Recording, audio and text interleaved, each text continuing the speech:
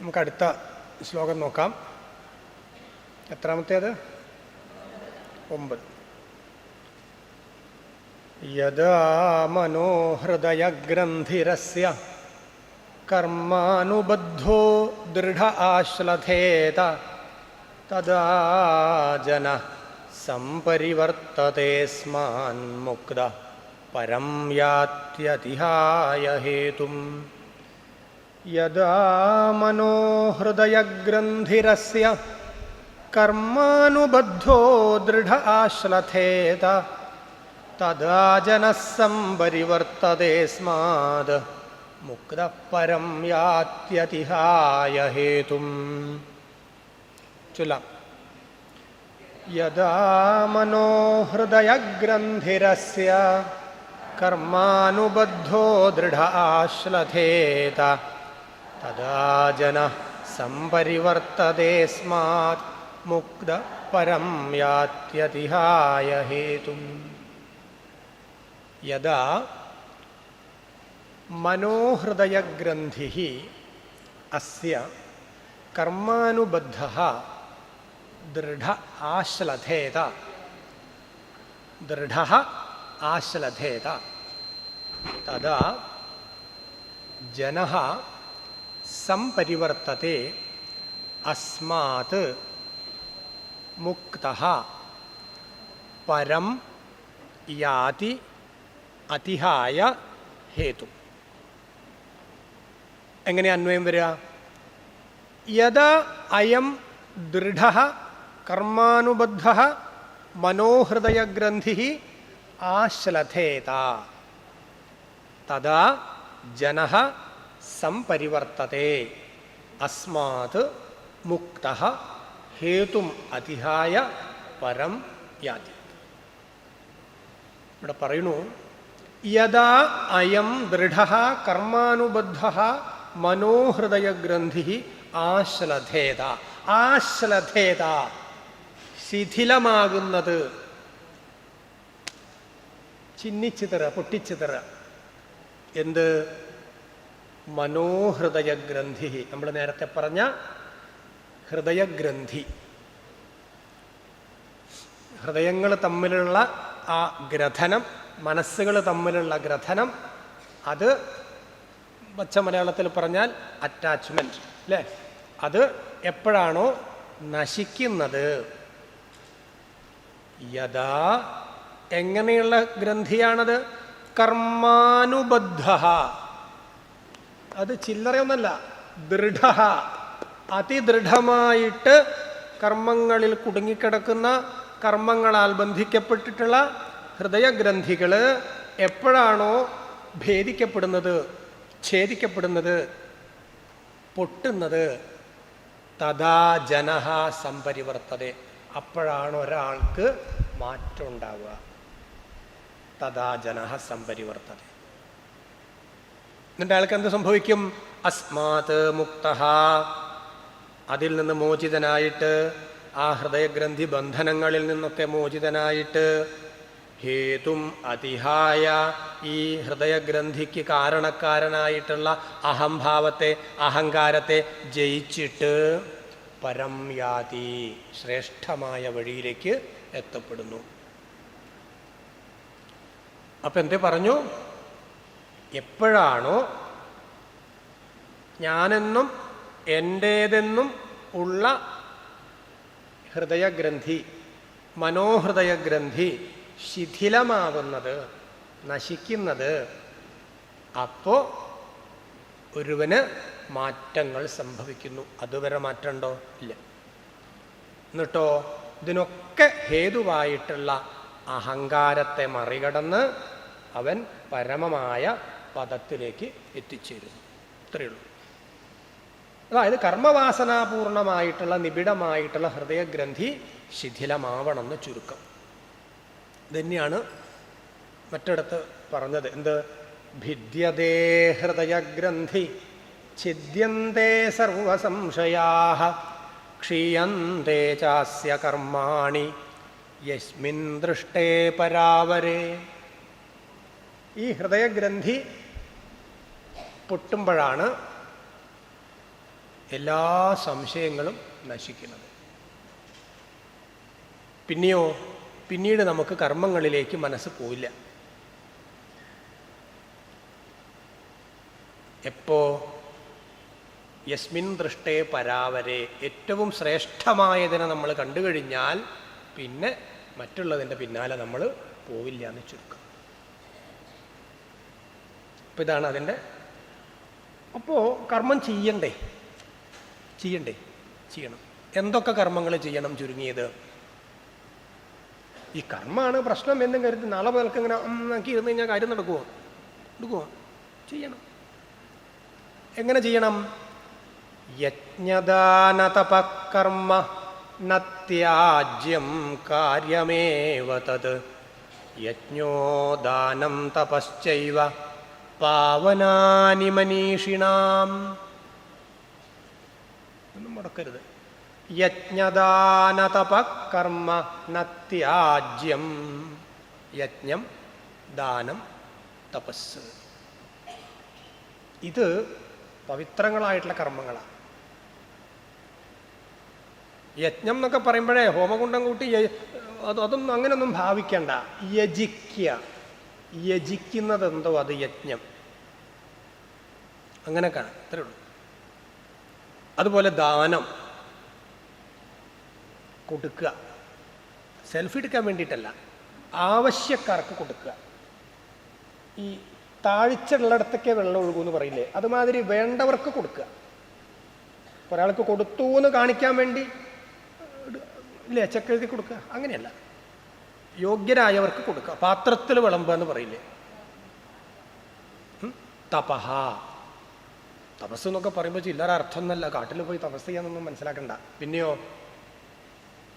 ഒരു വ്രതം, തപസ് എന്ന് പറഞ്ഞാൽ എത്ര എടുത്താൽ മതി, വിടാതെ പിന്നാലെ കൂടുക. തപസ് ഒരു കാര്യത്തിൻ്റെ പിന്നാലെ ഉറച്ച മനസ്സോടെ അതിനെ പിന്തുടരുക. പിന്നെ അതിന് പല അർത്ഥങ്ങളും വിശേഷണങ്ങളൊക്കെ വരും അല്ലേ. അപ്പോൾ യജ്ഞം, ദാനം, തപസ് ഇതൊക്കെ നേർവഴിക്ക് നമ്മളെ നയിക്കുന്നതാണ്. ഇത് അവശ്യം നമ്മൾ അനുഷ്ഠിക്കേണ്ട കർമ്മങ്ങളാണ്. പക്ഷെ ഇതൊക്കെ ചെയ്യുമ്പോഴും നമുക്ക് ആസക്തി ഉണ്ടാവരുത് എന്നുള്ളതും കൂടി മനസ്സിലാക്കുക. തത് കർമ്മ യത് ന ബന്ധായ, ബന്ധനത്തിൽ കൊടുക്കാത്ത കർമ്മങ്ങൾ ചെയ്തോളാം. തത് കർമ്മ യന്ന ബന്ധായ സാ വിദ്യ യാ വിമുക്തയേ. ഏതൊന്ന് പഠിച്ചാലാണോ നമുക്ക് വിമുക്തി ഉണ്ടാവുക ആ വിദ്യ തേടുക.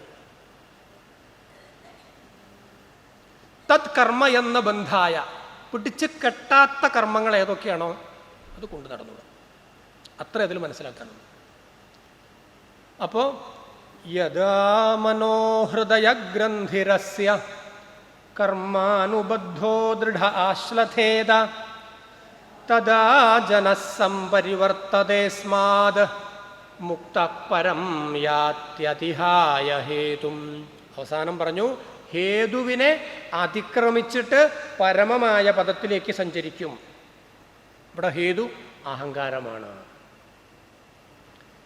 അപ്പം ഇനി ഈ അഹങ്കാരത്തെ ജയിക്കാനുള്ള വഴി എന്താ?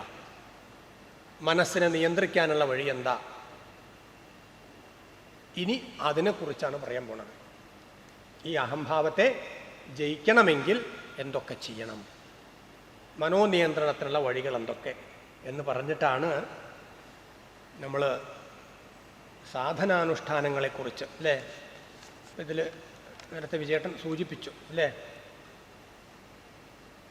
25ഓളം സാധനാനുഷ്ഠാനങ്ങളെക്കുറിച്ച് ഇനി പറയുകയാണ്. ഇത് നമ്മൾ ജീവിതത്തിൽ അനുഷ്ഠിച്ചാൽ നമുക്ക് അഹംഭാവത്തെ ദൂരീകരിക്കാം. എന്താ പറയണത് നോക്കൂ, നമുക്കത് ഒന്നിച്ച് വായിക്കാം. ആ 25 ഒന്നിച്ച് വായിച്ചിട്ട് പറയാം, അതാവും നന്നാവും.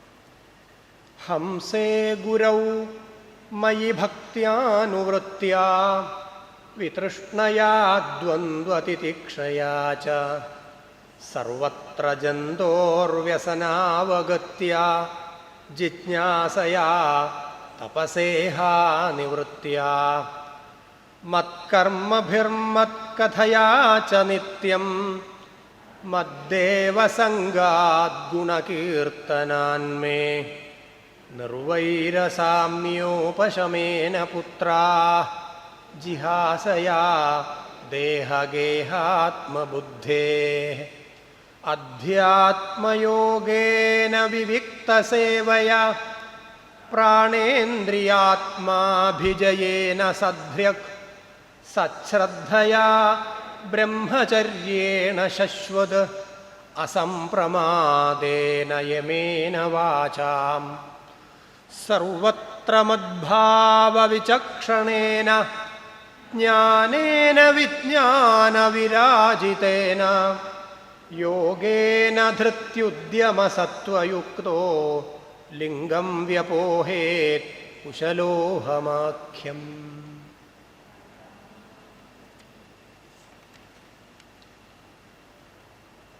അതവിടക്കട്ടെ. ഒന്നിച്ചു ചൊല്ലിയാലോ? ഇവിടുന്നാണ് കൂടുതൽ കോലാഹലം കേൾക്കുന്നത്. അങ്ങോട്ടൊന്നും ശബ്ദം തീരെ കേൾക്കുന്നില്ല. ഹംസേ ഗുരൗ മയി ഭക്ത്യാനുവൃത്യാ തിതിക്ഷയാ വിതൃഷ്ണയാ ദ്വന്ദ്വതിതിക്ഷയാ ച സർവത്ര ജന്തോർവ്യസനാവഗത്യാ ജിജ്ഞാസയാ തപസേഹാ നിവൃത്യാ മത്കർമ്മഭിർമത്കഥയാ ച നിത്യം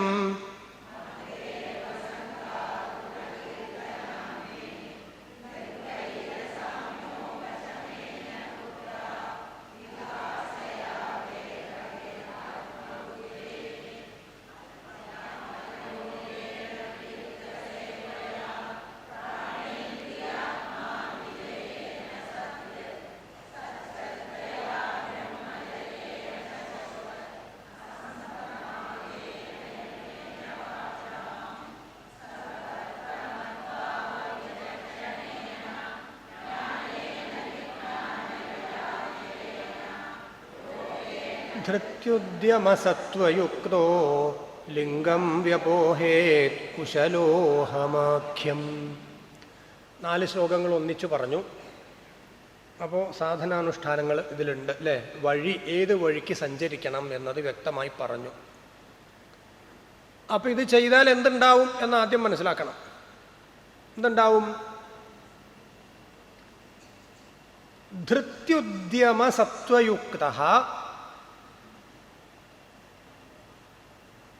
കുശലഃ അഹമാഖ്യം ലിംഗം വ്യപോഹേത്. അഹമാഖ്യം ലിംഗം വ്യപോഹേത്. ഇതുപോലെ ജീവിച്ചാൽ എന്താ സംഭവിക്കുക? അഹമാഖ്യമായിട്ടുള്ള ലിംഗത്തെ മറികടക്കാം. എന്താ ലിംഗം? ഇവിടെ ചിഹ്നം എടുത്താൽ മതി, പ്രതീകം.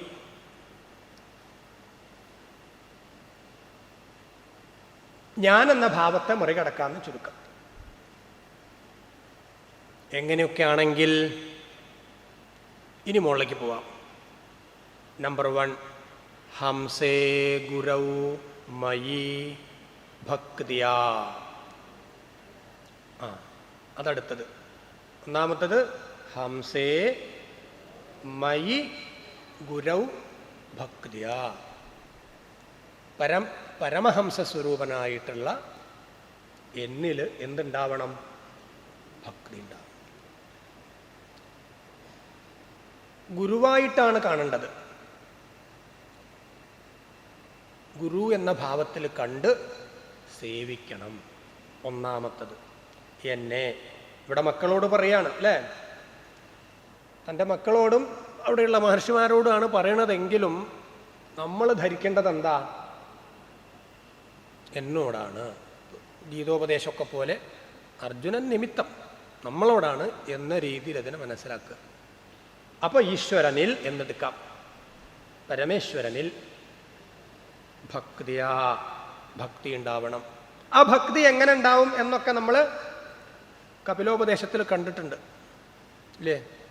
മഹതാം ബഹുമാനേന ദീനാനാമനുകമ്പയാ മൈത്ര്യാ ചൈവാത്മതുല്യേഷു യമേന നിയമേന ച ആധ്യാത്മികാനുശ്രവണാത് നാമസങ്കീർത്തനാച്ച മേ ആർജവേന ആര്യസംഗേന നിരഹംക്രിയയാ തഥാ. മഹാന്മാരെ കണ്ടാൽ ബഹുമാനിക്കണമെന്ന് തോന്നുക. നമുക്ക് ഭക്തി ഉണ്ടോ ഇല്ലയോ എന്ന് എങ്ങനെ തിരിച്ചറിയണം? ഈ രസതല്ല, ഒരാൾ മഹാനാണെന്ന് നമ്മളങ്ങ് സങ്കല്പിക്കുകയല്ല, അയാളെക്കുറിച്ച് വിലയിരുത്തിയിട്ടേ അയാൾ മഹാനാണോ വട്ടപൂജയാണോ എന്ന് മനസ്സിലാക്കാം. ആരോ പറഞ്ഞത് കേട്ട് ആൾ കേമനാന്ന് ധരിക്കരുത്. ഒന്നുരച്ചു നോക്കണം, ആളടുത്തറിയണം. ഉണ്ടേ, പറഞ്ഞു കേട്ട അറിവല്ല, നമ്മൾ കണ്ടെത്തിയ അറിവ് തന്നെയാണ് പ്രധാനം. അപ്പോൾ മഹാന്മാരെ ബഹുമാനിക്കാനുള്ള മനസ്സ് നമുക്കുണ്ടോ? ഭക്തിയുടെ ഒരു ലക്ഷണം നമ്മളിലുണ്ടെന്ന് പറയാം. ദീനാനാമനുകമ്പയ, ദുഃഖിതരോട് അനുകമ്പ തോന്നുന്നുണ്ടോ? ഭക്തിയുടെ രണ്ടാമത്തെ ലക്ഷണം നമുക്കുണ്ടെന്ന് പറയാം. മൈത്രിയാ ജൈവ ആത്മതുല്യേഷു, തനിക്ക് സമന്മാരായ ആളുകൾ, അവരോട് മൈത്രി നമുക്കുണ്ടോ? കൂട്ടുകെട്ടുണ്ടോ? നമുക്ക് ഭക്തിയുടെ വേറൊരു ലക്ഷണം ഉണ്ടെന്ന്. അപ്പം അങ്ങനെ ഓരോ ലക്ഷണങ്ങൾ നമ്മൾ അവിടെ കാബിലത്തിൽ കണ്ടു. അപ്പോൾ ഈശ്വരനിൽ ഭക്തി ഉണ്ടാവണം, ഒന്ന്. രണ്ട്, അനുവൃത്തിയ. എന്താ അനുവൃത്തി? അനുസരിക്കുക. അനുവൃത്തി അനുസരണം. ഒന്നാമത് പറഞ്ഞു ഈശ്വരനോട് ഭക്തി തോന്നുക. രണ്ടാമത് പറഞ്ഞു അനുവൃത്തി രൂപ സേവ.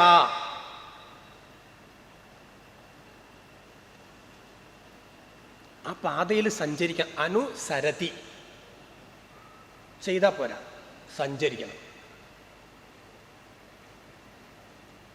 ഒരു വിദ്യ സാർത്ഥകമാവ് എപ്പോഴറിയോ? അധീതി ബോധ ആചരണ പ്രചാരണൈഹി. ആദ്യം കേൾക്കും, പിന്നെ ചിന്തിക്കും, പിന്നെ ആചരിക്കണം, പിന്നെ ആചരിച്ചതിനെ പ്രചരിപ്പിക്കണം.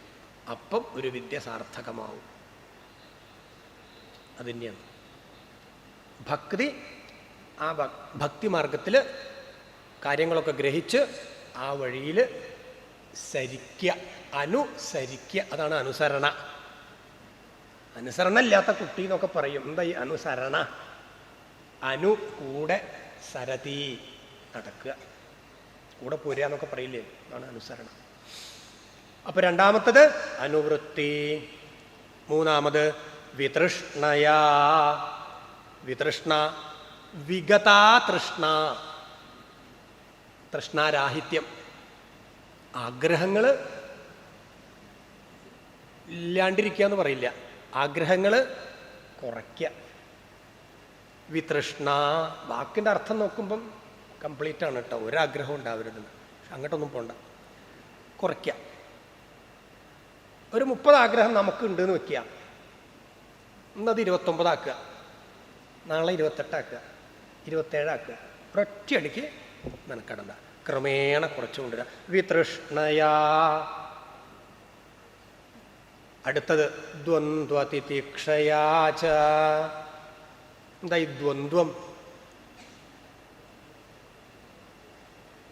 ശീതോഷ്ണങ്ങൾ, ചൂടും തണുപ്പും അല്ലേ?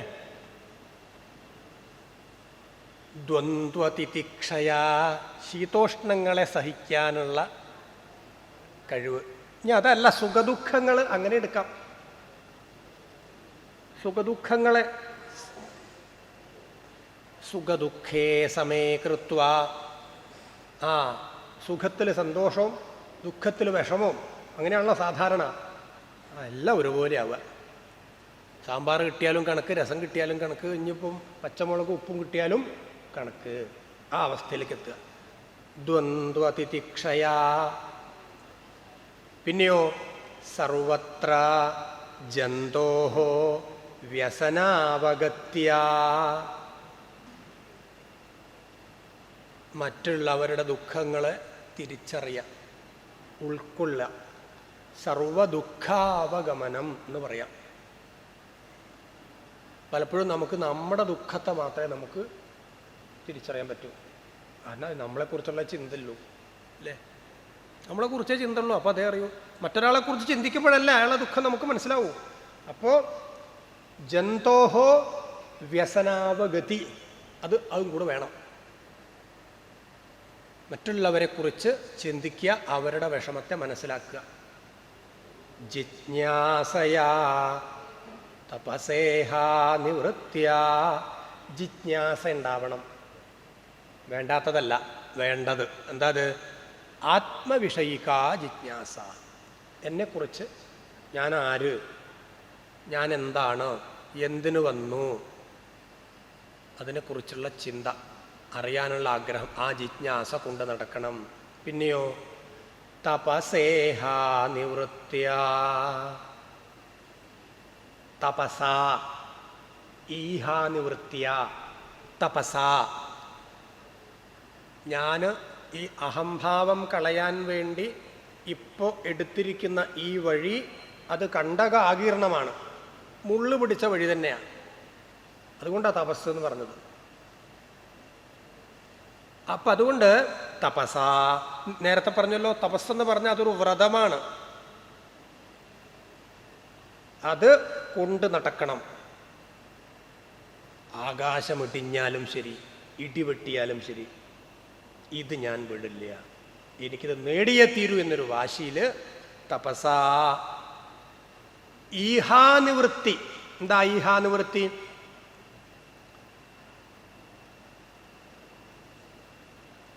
എന്താ ഈഹ? ആഗ്രഹങ്ങൾ അല്ലേ? ഈഹാനിവൃത്തി, അതിൽ നിന്ന് വിരമിക്കണം. കാമ്യകർമ്മങ്ങൾ എന്നൊക്കെ പറയാം. കാമ്യകർമ്മങ്ങളിൽ നിന്ന് പിന്തിരിയ, ഇഷ്ടമുള്ള, നമ്മളന്ന് പറഞ്ഞില്ലേ,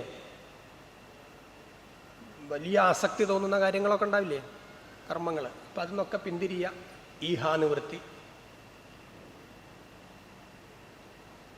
പിന്നെ മത്കർമ്മഭിഹി, മമ കർമ്മ, അതാണ് മത്കർമ്മ. മത്കർമ്മഭിഹി, മത്കഥയാ, എന്നെ ആരാധിക്കുന്ന തരം കർമ്മങ്ങൾ, അതാണ് മത്കർമ്മ. എന്നെ ആരാധിക്കുന്ന തരം കർമ്മങ്ങളെ കൊണ്ടും, മത്കഥയാ, എൻ്റെ കഥകൾ. ഇവിടെ കഥയാന്ന് പറഞ്ഞു വെച്ചാലും അതിൽ 3 എണ്ണം നമ്മൾ ഗ്രഹിക്കണം. കഥാശ്രവണം, കഥാകഥനം, കഥാനുസരണം. അതാണ് മത്കഥയ. എൻ്റെ കഥകൾ എവിടെയൊക്കെ ആരൊക്കെ പറയുന്നുണ്ടോ ചെവി കൊടുക്കുക, കേൾക്കുക, ആചരിക്കുക. മത്കർമ്മഭിർമത്കഥയാച നിത്യം മദ്ദേവസംഗാത്. മദ്ദേവസംഗാത്. മമ ദേവ ആണ് മദ്ദേവ. 2 ദകാരം വരും. മദ്ദേവ, മമദേവ. ആരാ മമദേവ? എൻ്റെ ഭക്തൻ. എൻ്റെ ഭക്തനാണ് ഈ മദ്ദേവൻ, എൻ്റെ ആള്. എൻ്റെ ഭക്തന്മാരുമായിട്ടുള്ള കൂട്ടുകെട്ട് സംഘടിപ്പിക്കുക. ഈ മഹത്തുക്കളുടെ മഹത് സേവ നമ്മളന്ന് പറഞ്ഞില്ലേ, അവിടെ വെള്ളം കോരാൻ പോയാൽ മതി. മഹത്തുക്കളുടെ വീട്ടിൽ നമ്മൾ നന്നാവും, അങ്ങനെയാ പറയുക. കാലൊന്നും പോയി പിടിക്കണമെന്നില്ല, ആ വീട്ടിൽ 1-4 ബക്കറ്റ് വെള്ളം കോരി കൊടുത്താൽ മതി. അതിനും വേണൊരു ഭാഗ്യം. അവിടെ പോയി കുറച്ച് പുല്ലരിഞ്ഞു കൊടുക്കുക പശുവിന്. അതാണ് മദ്ദേവസംഗാത്. എൻ്റെ ഭക്തന്മാരെ ഒന്ന് കണ്ടാൽ മതി. സംഘം അവിടെ കട്ടെ, സ്പർശമൊക്കെ അവിടെ കട്ടെ, ആ കൂട്ടുകെട്ട്. അപ്പം എത്ര മാറ്റം ഉണ്ടാവും. എപ്പോഴും നല്ലത് പറയുന്ന ആളുകളുമായിട്ട് സംസാരിക്കുക, അല്ലാത്തത് ആരെങ്കിലും പറയുന്നുണ്ടോ ദൂരം പോവുക. നമ്മളെ വീണ്ടും വലിച്ചു കൊണ്ടുപോകാൻ അതാണൊരു കാരണം. അപ്പം അതുകൊണ്ട് എപ്പോഴും നമുക്ക് എന്തുണ്ടാവണം? ഭക്തസംഘം, ഭക്തന്മാരുമായിട്ടുള്ള കൂട്ടുകെട്ടുണ്ടാവണം. മദ്ദേവസംഗാത് ഗുണകീർത്തനാൻമേ, മേ ഗുണകീർത്തനാത്, എൻ്റെ ഗുണങ്ങളെക്കുറിച്ച് കീർത്തിക്കുക, പാടി നടക്കുക. ആരാ? ഞാൻ, ഈശ്വരൻ, ഭഗവാൻ. ഭഗവാന്റെ ഗുണങ്ങളെക്കുറിച്ച് പാടുക. നിർവൈരസാമ്യോപശമേന. ഹേ പുത്രാഹ, അല്ലയോ മക്കളെ. ഇതാദ്യം വിളിക്കണം കേട്ടോ, ഉപദേശത്തിന്റെ ആദ്യം ഹേ പുത്ര വിളിക്കണം. അല്ലയോ മക്കളെ, നിർവൈരസാമ്യോപശമേന.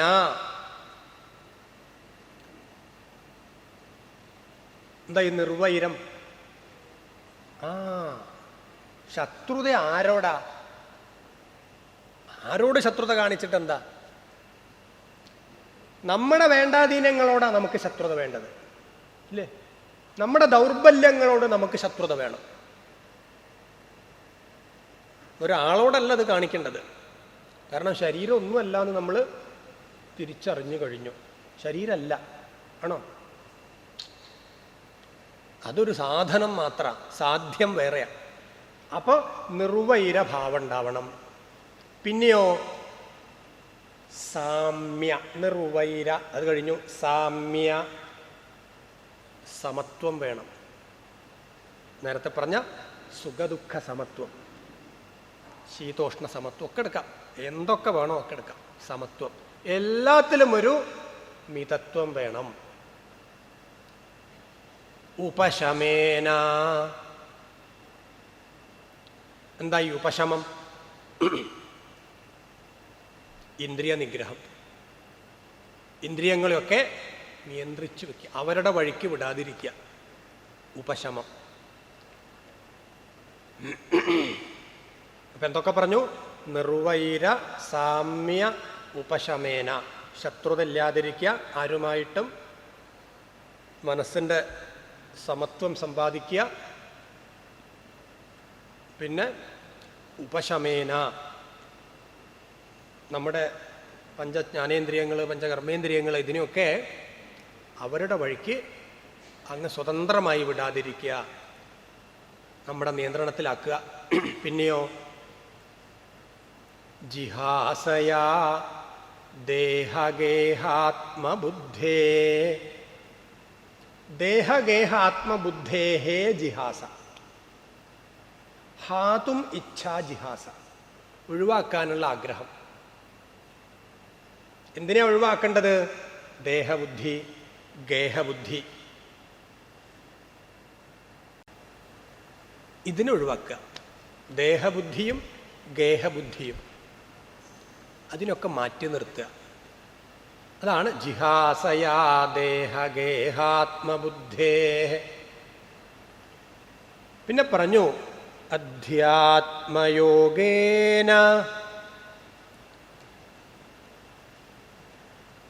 അധ്യാത്മയോഗം അഭ്യസിക്കണം. ആധ്യാത്മിക കാര്യങ്ങൾ, ശാസ്ത്രങ്ങൾ, പുരാണങ്ങൾ, എന്തും ആവട്ടെ, അതൊക്കെ അഭ്യസിക്കണം. വിവിക്തസേവയാ.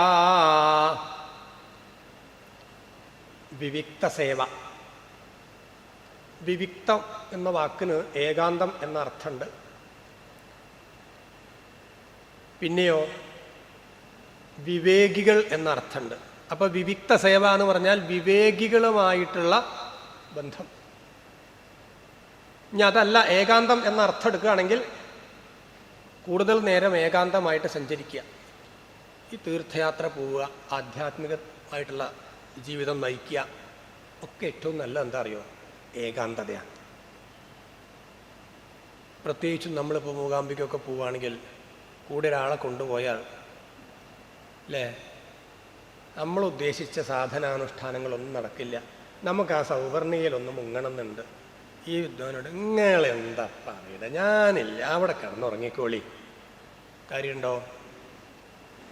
അതാ പറഞ്ഞത്. അപ്പോൾ വിവിക്ത സേവ എന്ന് പറഞ്ഞാൽ ഏകാന്തമായിട്ടുള്ള ഉപാസനകളാവാം. ഇനി അതല്ല, വിവേകികളുടെ ഉപദേശാനുസരണമുള്ള ഉപാസനകളാവാം. വിവിക്ത സേവയാ പ്രാണേന്ദ്രിയാത്മാഭിജയേന സധ്ര്യക്. പ്രാണൻ, ഇന്ദ്രിയങ്ങള്, മനസ്സ്, ഇതിനൊക്കെ ജയിക്കുക. പ്രാണാപാന വ്യാനോദാന സമാനാഹ, അല്ലേ? പഞ്ചപ്രാണൻ, ഇവരെയൊക്കെ ജയിക്കുക. പ്രാണന്റെ ആയാമത്തെക്കുറിച്ച് അറിഞ്ഞിരിക്കുക. പ്രാണേന്ദ്രിയ മനസാം വിജയ. അതാണ് പ്രാണേന്ദ്രിയ ആത്മാഭിജയേന സദ്ര്യക്.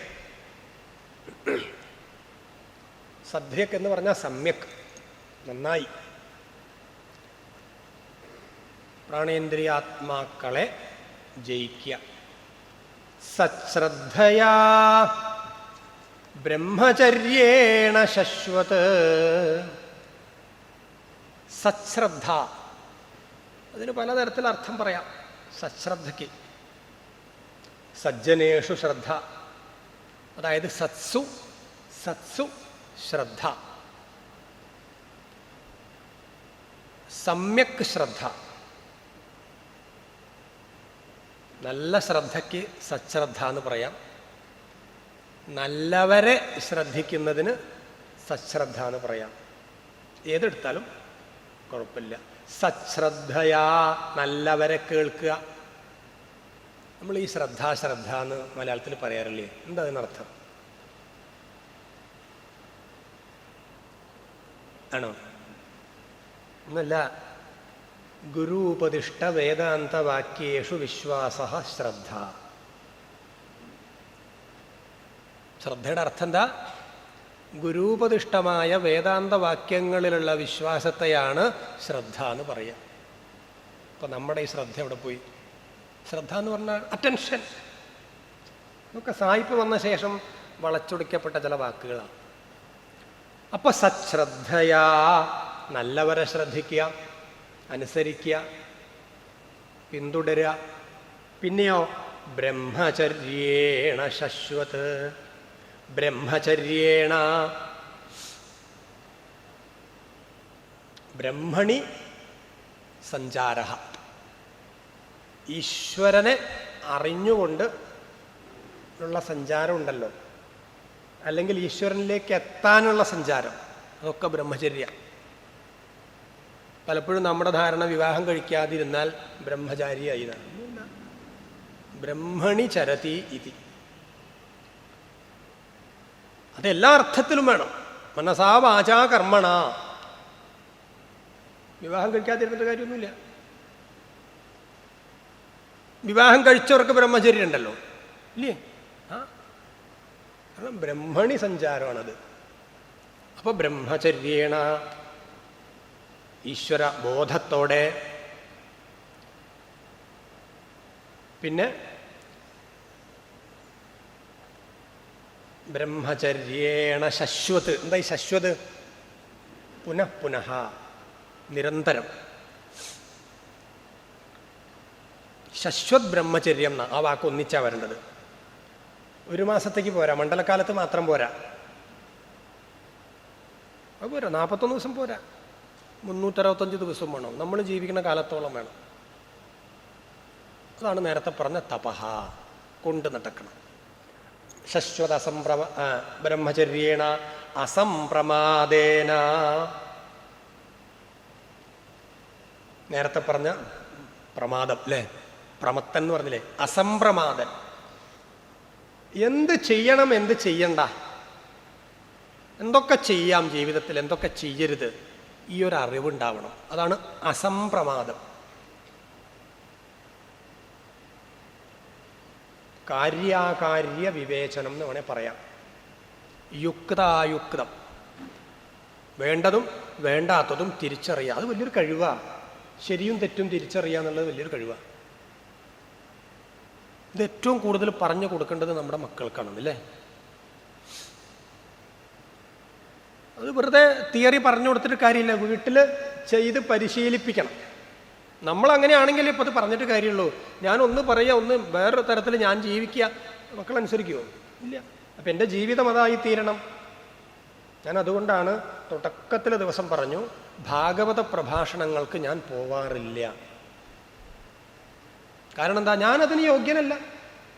വന്ന അന്ന് ഞാൻ പറഞ്ഞു, ഞാൻ യോഗ്യനല്ല, അങ്ങനെ ജീവിക്കുന്ന ആളല്ല ഞാൻ. എനിക്കറിയാം, എന്നെക്കുറിച്ച് ഈ ലോകത്തിൽ ഏറ്റവും കൂടുതൽ അറിയുന്ന ആളാരാ? ഞാൻ മാത്രമാണ്. നിങ്ങൾ ഈ കാണുന്നതൊക്കെ പുറം പൂച്ച അല്ലേ? അപ്പോ എന്ത് വേണം? അസംപ്രമാദേന കാര്യാകാര്യ വിവേകം. അതുണ്ടാവണം. പിന്നെയോ യമേന വാചാം, വാചാം യമേന, വാക്കിൽ ഒരു നിയന്ത്രണമൊക്കെ വേണം. എന്താ പറയുക, തൊടുത്ത വാക്കും, ഇതൊരു പ്രയോഗമല്ലേ?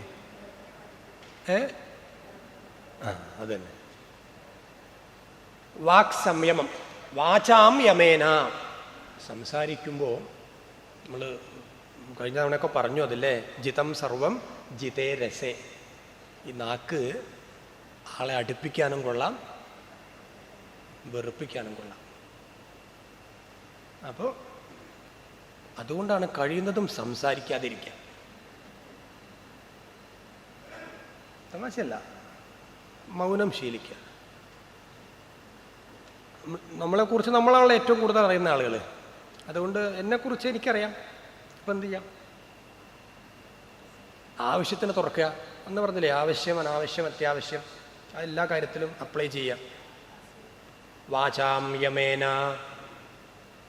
പിന്നെയോ സർവത്ര മദ്ഭാവ വിചക്ഷണേന, മദ്ഭാവത്തെ കാണണം എല്ലായിടത്തും. മദ്ഭാവ വിചക്ഷണത്വം അതൊരു കഴിവാ.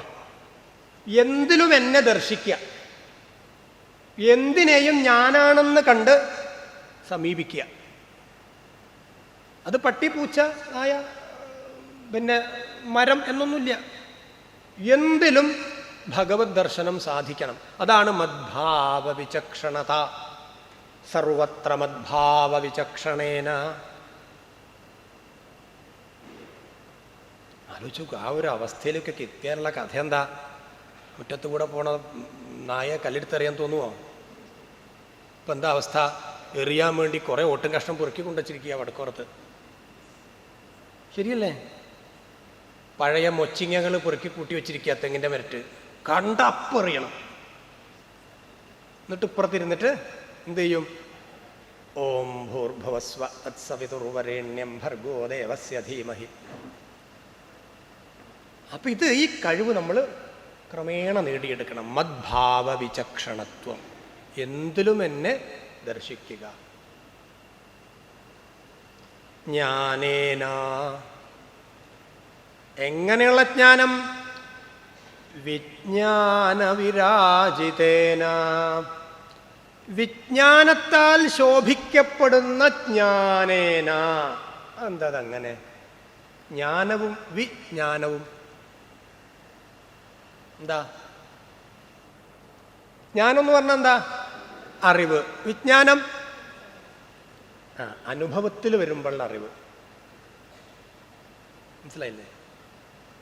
തീക്ക് ചൂടുണ്ടാവും എന്ന് പറഞ്ഞു തരുന്നത് അതൊരറിവാ.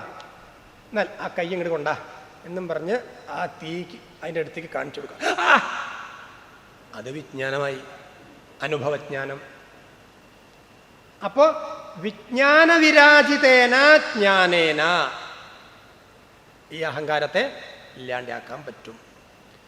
പക്ഷെ ഈ വിജ്ഞാനത്തിന് നമ്മുടെ ശാസ്ത്രങ്ങളിൽ പറയുക എന്താണെന്നറിയോ?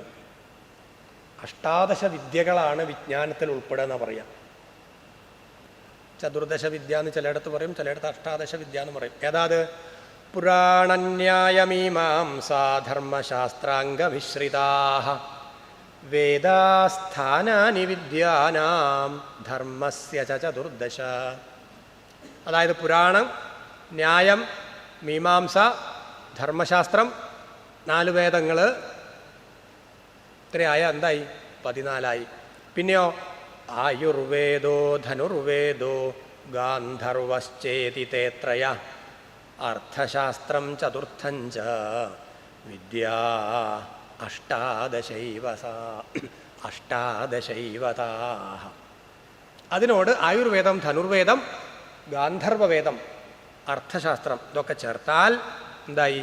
അഷ്ടാദശ വിദ്യ. പണ്ടത്തെ ഗുരുകുലങ്ങളിൽ ഇതൊക്കെ ഉണ്ടായിരുന്നു.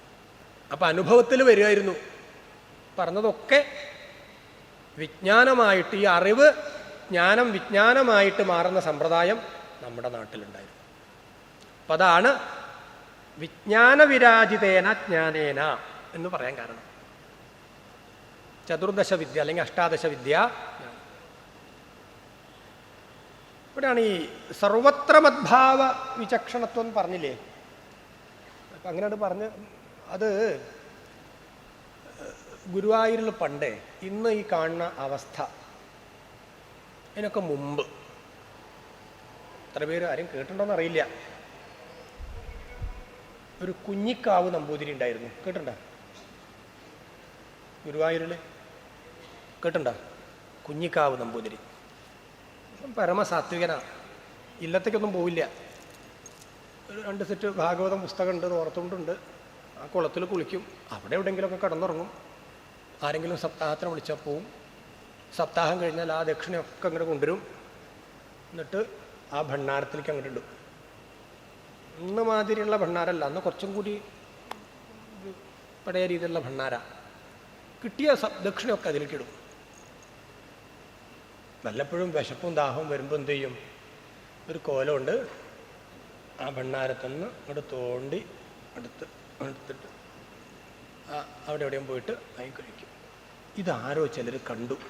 അകത്തേക്ക് ഇടുന്നത് ആരും കണ്ടില്ല, പക്ഷെ തോണ്ടി എടുക്കുന്നതാണ് ഇവർ ശ്രദ്ധിച്ചത്.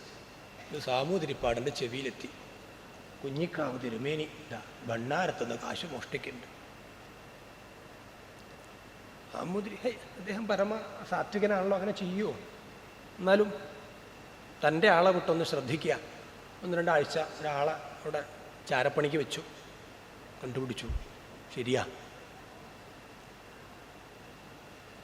ആളും തരമൊക്കെ നോക്കി വന്ന് കോലം കൊണ്ട് തോണ്ടിയെടുക്കുന്നുണ്ട്. വിളിച്ചു, കുഞ്ഞിക്കാവോ ഇവിടെ വരിക.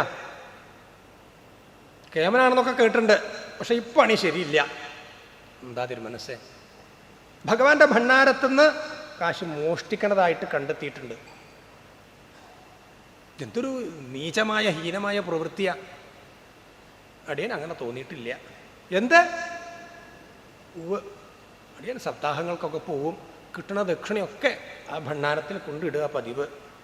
പിന്നെ അടിയൻ എന്തെങ്കിലുമൊക്കെ ആവശ്യം വരുമ്പോൾ അതൊന്ന് തോണ്ടിയെടുക്കുക, അല്ലാണ്ട് നിവൃത്തിയില്ലല്ലോ. ഗുരുവായൂരപ്പനും എനിക്കും കൂടി ഒരൊറ്റ അക്കൗണ്ടേ ഉള്ളൂ, 2 അക്കൗണ്ട് ഇല്ല.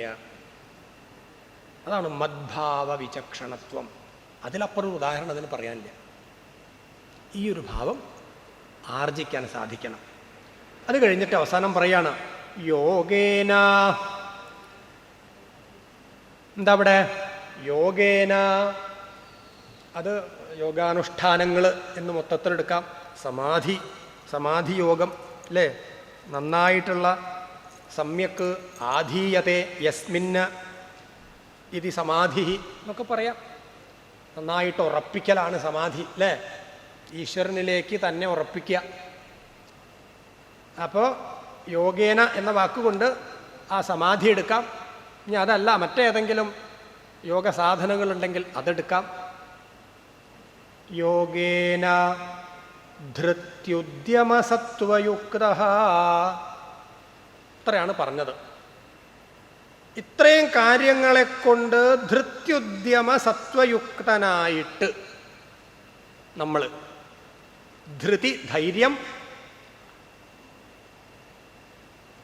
ധൃതിയുക്ത ഉദ്യമയുക്ത സത്വയുക്ത, ധൈര്യം സംഭരിച്ച് ഉദ്യമയുക്ത എപ്പോഴും പ്രയത്നിച്ചുകൊണ്ട് ആലസ്യമില്ലാതെ മടിയില്ലാതെ, സത്വയുക്ത വിവേകത്തോടെ, അഹമാഖ്യം ലിംഗം വ്യപോഹേത് കുശലഃ അഹമാഖ്യം ലിംഗം വ്യപോഹേത്, സമർത്ഥനായിട്ട് നേരാമണ്ണം അഹം എന്നുള്ള ഈ ഹേതുവിനെ, ഏത് ഹേതു?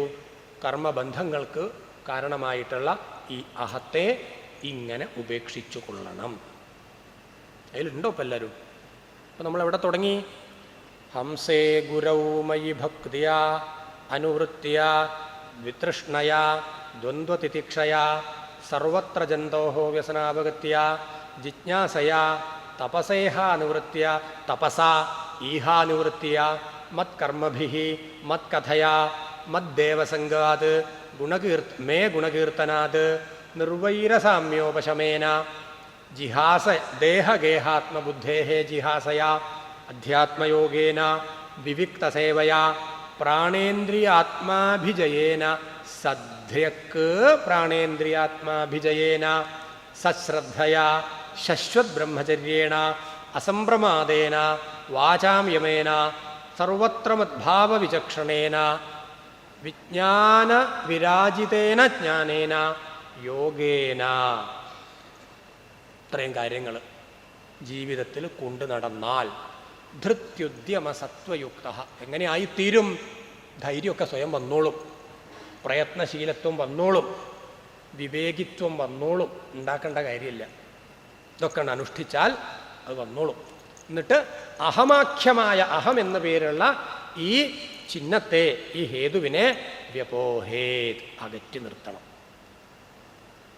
ക്ലിയർ അല്ലേ?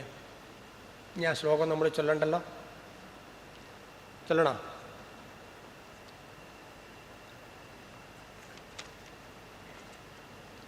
ഇന്ന് നമുക്ക് അടുത്തേക്ക് പോവാം. കർമാശയം ഹൃദയഗ്രന്ഥിബന്ധം അവിദ്യയാ സാദിതമപ്രമത്തഃ അനേന യോഗേന യഥോപദേശം സമ്യഗ് വ്യപോഹ്യോ പരമേദയോഗാത്. യോഗാത് കർമാശയം ഹൃദയഗ്രന്ഥിബന്ധം അവിദ്യയാ സാദിതമപ്രമത്തഃ അനേന യോഗേന യഥോപദേശം സമ്യഗ് വ്യപോഹ്യോ പരമേദയോഗാത്. ഒന്ന് ചൊല്ലൂ.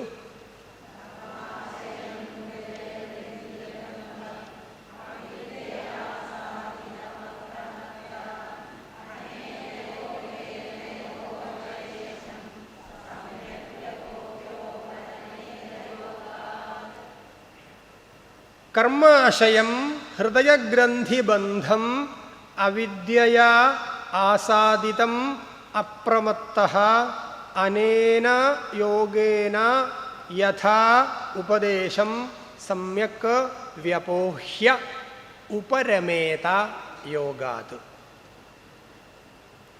യോഗാത് ഉപരമേത, അനുഷ്ഠാനങ്ങളിൽ നിന്നും പിന്നെ പിന്തിരിയണം. 25 സാധനാനുഷ്ഠാനങ്ങൾ ഇപ്പോൾ പറഞ്ഞു. ഇത് പാലിച്ചാൽ അഹംഭാവത്തെ ഇല്ലാണ്ടാക്കാം. അവസാനം പറയാണ് ഇനി അത് ചെയ്യണമെന്നില്ലട്ടോന്ന്. അപ്പം ഇത് ജീവിതകാലം മുഴുവൻ ചെയ്യണോ? വേണോ? നോക്കാം. യോഗാത് ഉപരമേത അനേന യോഗേന യഥോപദേശം സമ്യഗ് വ്യപോഹ്യോ പരമേദയോ. എപ്പോഴാണിത് പറഞ്ഞത്? അവിദ്യയാ അപ്രമത്തഃ പുരുഷഃ ഹൃദയഗ്രന്ഥിബന്ധം അനേന യോഗേന യഥോപദേശം സമ്യക് വ്യപോഹ്യ. ആ പണി കഴിഞ്ഞ ശേഷമാണ് പിന്തിരിയേണ്ടത്. ഏതാണ് ആ പണി? ഹൃദയഗ്രന്ഥിബന്ധത്തെ, അല്ലേ? നമ്മൾ പറഞ്ഞു ശ്രദ്ധയില്ലാത്ത അശ്രദ്ധാവാനായ പുരുഷൻ, അതാണ് അപ്രമത്തൻ. അല്ല, പ്രമത്തൻ. അപ്രമത്തൻ ആരാ? വിവേകിയായ പുരുഷൻ. ഈ ഹൃദയഗ്രന്ഥിബന്ധത്തെ ഇപ്പറഞ്ഞ യോഗസാധനകളാൽ ഗുരൂപദേശമനുസരിച്ച്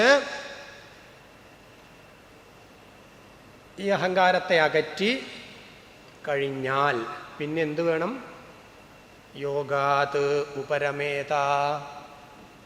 പിന്നെ അത് അനുഷ്ഠിക്കണമെന്നില്ല.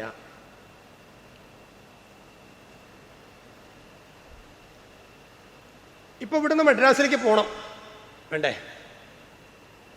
വിചാരിക്കുക, എന്താ മദ്രാസിൽ ചോദിക്കാൻ നിൽക്കണ്ട. മദ്രാസിലേക്ക് പോകണമെന്ന് വിചാരിക്കുക. എന്താ വഴി? ഒന്നുകിൽ തൃശ്ശൂർ പോകണം, അല്ലെങ്കിൽ ഷൊർണൂർ, അല്ലേ? വടക്കാഞ്ചേരി പലതിനും സ്റ്റോപ്പ് ഉണ്ടാവില്ല. അപ്പം എന്ത് ചെയ്യും? ഒന്നുകിൽ തൃശ്ശൂർ, അല്ലെങ്കിൽ അപ്പോൾ താൽക്കാലികം നമ്മൾ എവിടെ എത്തണം? ഈ 2 ദിക്കിൽ എവിടെയെങ്കിലും എത്തണം. അവിടെ എത്തിക്കഴിഞ്ഞാലോ മദ്രാസിലേക്ക് പോകുന്ന വണ്ടി പിടിക്കണം. ആ വണ്ടി നമുക്ക് ഇതുവരെ വേണം, മദ്രാസ് സ്റ്റേഷൻ വരെ വേണ്ടു. അത് കഴിഞ്ഞാൽ ഞാൻ വന്ന വണ്ടി ആട്ടോ, അത് ഞാൻ കൊണ്ടുപോകാന്ന് പറഞ്ഞാൽ കൊണ്ടുപോകാൻ പറ്റുമോ? പറ്റുമോ? ലക്ഷ്യത്തിലെത്തിയാൽ പിന്നെ നമ്മൾ ആ ബസ്സിനെയോ അല്ലെങ്കിൽ വണ്ടിയെയോ പിന്നെ ആശ്രയിക്കാറില്ല. ശരിയല്ലേ? അതുപോലെ ഈ യോഗ സാധനകൾ സാധനങ്ങളാണ്, ലക്ഷ്യം നേടാനുള്ള സാധനങ്ങളാണ്.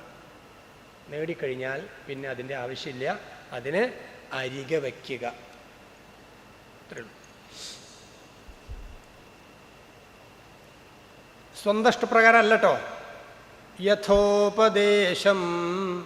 ഈ പലരും സ്വന്തം ഇഷ്ടപ്രകാരം പലതും ചെയ്തിട്ട് തലതിരിഞ്ഞു പോവാറുണ്ട്. വളരെ ശ്രദ്ധിക്കണം. അതാണ് ഗുരുപദേശം എപ്പോഴും വേണം. പലർക്കും ഒന്ന് ഗുരു യൂട്യൂബാണ്. ഈ യൂട്യൂബ് എടുത്തിട്ട് പലരും പലതും ചെയ്ത് ശീലിക്കും. കാണാറില്ലേ? കുണ്ടലിനിയെ വിരലുകൊണ്ട് തോണ്ടിയെടുത്ത് സഹസ്രാരത്തിലെത്തിക്കുന്ന ആശാന്മാരൊക്കെ ഉണ്ട് നമ്മുടെ നാട്ടിൽ. 3 ദിവസം കൊണ്ട് കുണ്ടലിനി ഉത്ഥാനം. കുണ്ടലിനി ശക്തിയെ 3 ദിവസം കൊണ്ട് ഉണർത്തി തലയിലെത്തിക്കുന്നു. സഹസ്രാബ്ദങ്ങൾ തപസ് ചെയ്ത മഹർഷിമാർക്ക് പോലും സാധിച്ചിട്ടില്ല. പിന്നെയാണ് ഈ വിദ്വാന്മാർ കലിയുഗത്തിൽ. അപ്പം ഇങ്ങനെയുള്ള കുറേ ആളുകളുടെ ഇടയിൽ ഉണ്ടാവും. അതിലൊന്നും പെടരുത്. ഗുരുപദേശേന. വളരെ ശ്രദ്ധിക്കണം. ഇങ്ങനെയൊക്കെ ചെയ്താൽ ഈ കർമ്മങ്ങളിൽ നിന്ന് മുക്തി നേടി ഹൃദയഗ്രന്ഥി ഭേദിച്ച് ഗുരുപദേശമനുസരിച്ച് യോഗത്തിൽ നിന്നും വിരമിച്ചാൽ, അനുഷ്ഠാനങ്ങളിൽ നിന്നും വിരമിച്ചാൽ ഒരുവന്റെ അവസ്ഥ എന്താ? കുലം പവിത്രം ജനനീ കൃതാർത്ഥ വസുന്ധര പുണ്യവതീ ചയേന അപാര സച്ചിത് സുഖസാഗരേസ്മിൻ ലീനം പരം ബ്രഹ്മണി യസ്യ ചേത. അവൻ ജനിച്ച കുലം പവിത്രമായി, അവനെ പ്രസവിച്ച അമ്മ കൃതാർത്ഥയായി, അല്ലേ? ആ നാട് പവിത്രമായി. ഏതൊരുവന്റെ മനസ്സാണോ ഈശ്വരനിൽ പൂർണ്ണമായി ലയിച്ചിരിക്കുന്നത് അവനുമായി ബന്ധപ്പെട്ടവരൊക്കെ പവിത്രതയെ പ്രാപിക്കും. അല്ലേ? ആലോചിച്ച് നോക്കൂ. ഇപ്പൊ ശങ്കരാചാര്യർ ആ ഒരു വഴിക്ക് പോയതുകൊണ്ട് ആ നാട് തന്നെ അറിയപ്പെട്ടു. ആലോചിച്ച് നോക്കണം. കാലടി, അല്ലേ? ഇതാണ് ഇതിൻ്റെ ഒരു മഹിമ എന്ന് പറയുന്നത്. അപ്പം ആ സാധനാനുഷ്ഠാനങ്ങളെക്കുറിച്ച് പറഞ്ഞു. എന്നിട്ട് പറയാണ്, അതിൻ്റെ തുടർച്ചയായിട്ട് പറയാണ്, പുത്രാൻശ്ച ശിഷ്യാൻശ്ച നൃപോ ഗുരുർവാ മല്ലോകകാമോ മദനുഗ്രഹാർത്ഥ ഇത്തം വിമന്യുരനുശിഷ്യാ തദജ്ഞാൻ നയോജയേത് കർമ്മസു കർമ്മമൂഢാൻ കം യോജയന്മനുജോർത്ഥം ലഭേത നിപാതയൻ നഷ്ടദൃശാം ഹി ഗർത്തേ. എന്താണ്? പുത്രാൻശ്ച ശിഷ്യാൻശ്ച നൃപോ ഗുരുർവാ മല്ലോകകാമോ മദനുഗ്രഹാർത്ഥ ഇത്തം വിമന്യുരനുശിഷ്യാദതജ്ഞാൻ നയോജയേത് കർമ്മസു കർമ്മമൂഢാൻ കം യോജയൻ മനുജോർത്ഥം ലഭേത നിപാതയൻ നഷ്ടദൃശാം ഹി ഗർത്തേ. പുത്രാൻ ച ശിഷ്യാൻ ച നൃപഃ ഗുരുഃ വ മല്ലോകകാമഃ മദനുഗ്രഹാർത്ഥഃ ഇത്തം വിമന്യുഃ അനുശിഷ്യാത് അതജ്ഞാൻ ന യോജയേത് കർമ്മസു കർമ്മമൂഢാൻ കം യോജയൻ മനുജഃ അർത്ഥം ലഭേത നിപാതയൻ നഷ്ടദൃശാം ഹി ഗർത്തെ. നോക്കൂ, മല്ലോകകാമഃ മദനുഗ്രഹാർത്ഥഃ നൃപഃ ഗുരുഃ പുത്രാൻ ശിഷ്യാൻശ്ച ഇത്തം വിമന്യുഃ അനുശിഷ്യാത്. ചില ആളുകളൊക്കെ ചില രീതിയിലൊക്കെ ചെയ്തോളണം. ആരൊക്കെയാണ്? മല്ലോകകാമഃ, എൻ്റെ ലോകത്തെ ആഗ്രഹിക്കുന്നവൻ, വൈകുണ്ഠത്തെ ആഗ്രഹിക്കുന്നവൻ, നാരായണ പദത്തെ മോഹിക്കുന്നവൻ, അല്ലേ? ഒരു ദുഃഖവുമില്ലാത്ത ഒരു ലോകത്തെ ആഗ്രഹിക്കുന്നവൻ. മദനുഗ്രഹാർത്ഥ, എൻ്റെ അനുഗ്രഹത്തിന് പാത്രീഭൂതരാവാൻ ആഗ്രഹിക്കുന്നവർ, അവരൊക്കെ എന്ത് ചെയ്യണം? അങ്ങനെയുള്ള ആഗ്രഹമുള്ള രാജാവോ ഗുരുവോ എന്തു ചെയ്യണം? മക്കളെയും ശിഷ്യന്മാരെയും ദാ ഇനി പറയുന്ന പോലെ ഇത്തം അന്യുഹു, ശാന്തതയോടെ, ദേഷ്യമൊന്നും പിടിക്കാതെ, അനുശിഷ്യാത്, ഉപദേശിക്കണം. ന ക്രോധേന ഉപദിശേത്, വിമന്യുഹു ഉപദിശേത്. എൻ്റെ അനുഗ്രഹം ആഗ്രഹിക്കുന്നവര്, അത് രാജാവായിക്കൊള്ളട്ടെ ഗുരുക്കന്മാരായിക്കൊള്ളട്ടെ, മക്കളോടാണെങ്കിലും ശിഷ്യന്മാരോടാണെങ്കിലും ദേഷ്യം പിടിക്കാതെ ദാ ഇങ്ങനെ ഉപദേശിക്കണം. ഇത്തം വിമന്യുഹു അനുശിഷ്യാത്. അതജ്ഞാൻ കർമ്മമൂഢാൻ ന യോജയേത് കർമ്മസു, ന യോജയേത് കർമ്മസു. യോജയന് മനുജഃ നഷ്ടദൃശാം ഗർത്തേ നിപാതയൻ ഹി കം അർത്ഥം ലഭേത. അന്വയം കുറച്ച് പണിയാണത്. ഇതൊക്കെ അന്വയം ഉണ്ടാക്കിയെടുക്കുക എന്ന് പറഞ്ഞാൽ കുറച്ച് പണിയാണ്. അപ്പം എന്താ പറഞ്ഞത്? എന്നിലേക്ക് എത്തിച്ചേരാൻ ആഗ്രഹമുള്ളവർ രാജാവാണെങ്കിൽ മക്കളോട്, ഗുരുവാണെങ്കിൽ ശിഷ്യന്മാരോട് ക്രോധരഹിതരായിട്ട് അവരെ ഉപദേശിക്കണം. ശാസ്ത്ര പഠനത്തിലേക്ക് അവരെ കൊണ്ടുവരണം. ഈ തത്വത്തെ അറിയാത്ത ആളുകളില്ലേ? ശാസ്ത്രമൊക്കെ പഠിച്ചാലും ശാസ്ത്രമൊക്കെ സമൂഹത്തിലുണ്ടെങ്കിലും തത്വം അറിയാത്ത ആളുകളില്ലേ? അതാണ് അതജ്ഞന്മാര്. തത് ജാനാതി ഇതി തജ്ഞഃ, തത് ജാനാതി ഇതി തജ്ഞഃ, ന തത് ജാനാതി ഇതി അതജ്ഞഃ. മനസ്സിലാവുണ്ടോ?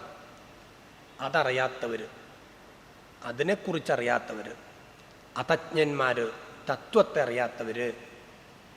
അങ്ങനെ ഈശ്വര തത്വത്തെ അറിയാതെ കർമ്മസു മൂഢാൻ, കർമ്മമൂഢാൻ, കർമ്മങ്ങൾ കർമ്മങ്ങൾ കർമ്മങ്ങൾ കർമ്മങ്ങൾ അങ്ങനെ ജപിച്ച് നടക്കുന്ന ആളുകളെ ന യോജയേത് കർമ്മസു, അപ്രകാരമുള്ള കർമ്മങ്ങളിൽ വീണ്ടും അവരെ പ്രേരിപ്പിക്കരുത്. മനസ്സിലാവുണ്ടോ?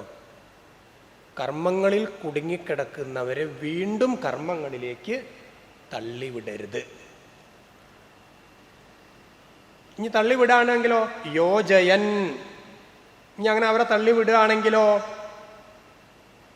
നഷ്ടദൃശാം ഗർത്തേ നിപാതയൻ ഹി കം അർത്ഥം ലഭേത. സ്വതവേ അന്ധനായിട്ടുള്ള ഒരാൾക്ക് നടക്കാൻ പറ്റുമോ? ഇല്ല, തപ്പി തപ്പി നടക്കും. അങ്ങനെ തപ്പി നടക്കുന്ന ആളെ നമ്മൾ എന്ത് ചെയ്യണം? കുഴി ചാടാണ്ട് കൊണ്ടു നടക്കണം. ഇവിടെ നേരെ മറിച്ച ഇവനെ കുഴി ചാടിക്കുക. നഷ്ടദൃശാം, ദൃഷ്ടി നഷ്ടപ്പെട്ടവർ, അതാണ് നഷ്ടദൃക്ക്. അവരെ ഗർത്തേ നിപാതയൻ, വീണ്ടും കുഴിയിൽ ചാടിക്കുന്ന പണിയാവും. അങ്ങനെയുള്ള മനുജഹക്കം അർത്ഥം ലഭേത. അങ്ങനെയുള്ള മനുഷ്യൻ ഏത് പുരുഷാർത്ഥത്തെയാണ് നേടാൻ പോണത്? ചാടിച്ചിട്ട്, മറ്റുള്ളവനെ കുഴി ചാടിച്ചിട്ട് ഈ ധർമ്മം കിട്ടുമോ? അർത്ഥം കിട്ടുമോ? കാമം കിട്ടുമോ? മോക്ഷം കിട്ടുമോ? എന്താ ഉണ്ടാകാൻ പോണത്? അപ്പോൾ എന്നിലേക്ക് എത്തിച്ചേരാൻ ആഗ്രഹിക്കുന്നവർ, എൻ്റെ അനുഗ്രഹത്തെ താല്പര്യപ്പെടുന്നവർ, അവർ ക്രോധമില്ലാതെ ഈശ്വര തത്വത്തെ ഉപദേശിച്ചു കൊടുക്കണം. എല്ലാവർക്കും ഒന്നും എല്ലാം മനസ്സിലാക്കാൻ പറ്റിക്കൊള്ളുന്നില്ല. അവർ കർമ്മങ്ങളിലൊക്കെ മുഴുകി നടക്കുന്നുണ്ടാവും. അപ്പോൾ അവരെ ക്രമേണ അതൊന്ന് പിന്തിരിപ്പിക്കാനുള്ള പണികളാണ് ചെയ്യേണ്ടത്. നേരെ മറിച്ച് ഇതൊക്കെ അറിയുന്ന നമ്മൾ വീണ്ടും അവരെ കർമ്മങ്ങളിലേക്ക് വീണ്ടും വീണ്ടും വീണ്ടും വീണ്ടും മുഴുകാൻ പ്രേരിപ്പിച്ചാൽ കണ്ണുപൊട്ടനെ പൊട്ടക്കിണറ്റിൽ കൊണ്ട് ചാടിപ്പിക്കുന്ന പോലെ ആയിത്തീരും. മനസ്സിലായില്ലേ? അതുകൊണ്ട് പ്രത്യേകിച്ചൊരു ലാഭവും ഒരു പുരുഷാർത്ഥവും നമുക്ക് കിട്ടാൻ പോകുന്നില്ല. ശാസ്ത്രം പഠിക്കുമ്പോൾ, ഏത് ശാസ്ത്രം പഠിക്കുകയാണെങ്കിലും അതിനൊരു ഫലം വേണം. ഒന്നുകിൽ ധർമ്മലബ്ധി വേണം, അല്ലെങ്കിൽ അർത്ഥലബ്ധി വേണം, അല്ലെങ്കിൽ കാമലബ്ധി വേണം, അല്ലെങ്കിൽ മോക്ഷലബ്ധി വേണം. അതിൽ അധ്യാത്മവിദ്യയ്ക്കാണ് മോക്ഷലബ്ധി പറയണത്. ബാക്കി ശാസ്ത്രങ്ങൾ ധാരാളം വരെ ഉണ്ടല്ലോ. അപ്പം ഇതിൽ ചതുർവിധ പുരുഷാർത്ഥങ്ങളിൽ ഏതെങ്കിലും ഒരു പുരുഷാർത്ഥം ശാസ്ത്ര പഠനം കൊണ്ടുണ്ടാവണം. ഇതിപ്പോൾ എന്താ സംഭവിക്കാൻ പോണത്? ഈ ശ്ലോകത്തിൽ പറയണെന്താ? മറ്റുള്ളവനെ കൊണ്ട് കുഴി ചാടിക്കുകയാണ്. ഒരു പുരുഷാർത്ഥം ഒന്നും അയാൾക്ക് കിട്ടാൻ പോണില്ല. അതുകൊണ്ട് മാർഗഭ്രഷ്ടരാക്കരുത് ഒരാളെ, അത്രയേ ഉള്ളൂ. മറ്റുള്ളവരെ കുഴിയിൽ ചാടിക്കരുത്. അപ്പോൾ പുത്രാൻശ്ച ശിഷ്യാൻശ്ച നൃപോ ഗുരുർവാമല്ലോകകാമോ മദനുഗ്രഹാർത്ഥ ഇത്തം വിമന്യുരനുശിഷ്യാതജ്ഞാന്ന യോജയേത് കർമ്മസു കർമ്മമൂഢാൻ കം യോജയന്മനുജോർത്ഥം ലഭേത നിപാതയൻ നഷ്ടദൃശാം ഹി ഗർത്തേ. ഇനി അടുത്ത ശ്ലോകത്തിലേക്ക് പോവാം. 2, 3, 4, 5, 6, 7, 8, 9, 10, 11, 12. ഒരു ക്ലാസ്സും കൂടി വേണ്ടി വരും അല്ലേ? ലോകസ്വയം ശ്രേയസി നഷ്ടദൃഷ്ടി, ലോകസ്വയം ശ്രേയസി നഷ്ടദൃഷ്ടി യോർത്ഥാൻ സമീഹേത നികാമകാമ അന്യോന്യവൈരസ്സുഖലേശഹേതോഃ അനന്തദുഃഖം ച ന വേദമൂഢ. ലോകസ്വയം ശ്രേയസി നഷ്ടദൃഷ്ടി യോർത്ഥാൻ സമീഹേത നികാമകാമഃ അന്യോന്യവൈരസ്സുഖലേശഹേതോഃ അനന്തദുഃഖം ച ന വേദമൂഢ. ചൊല്ലാം.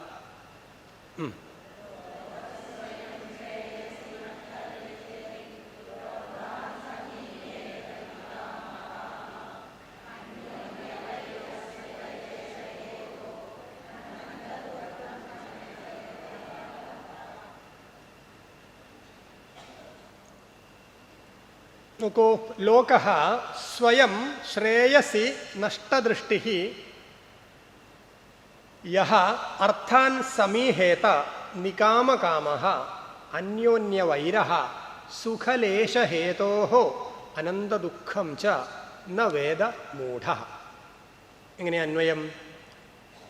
സ്വയം ശ്രേയസി നഷ്ടദൃഷ്ടി നികാമകാമഃ യഃ ലോകഃ അർത്ഥാൻ സമീഹേത അന്യോന്യവൈരഃ സുഖലേശഹേതോഃ അനന്തദുഃഖം ച മൂഢഃ സഹ ന വേദ.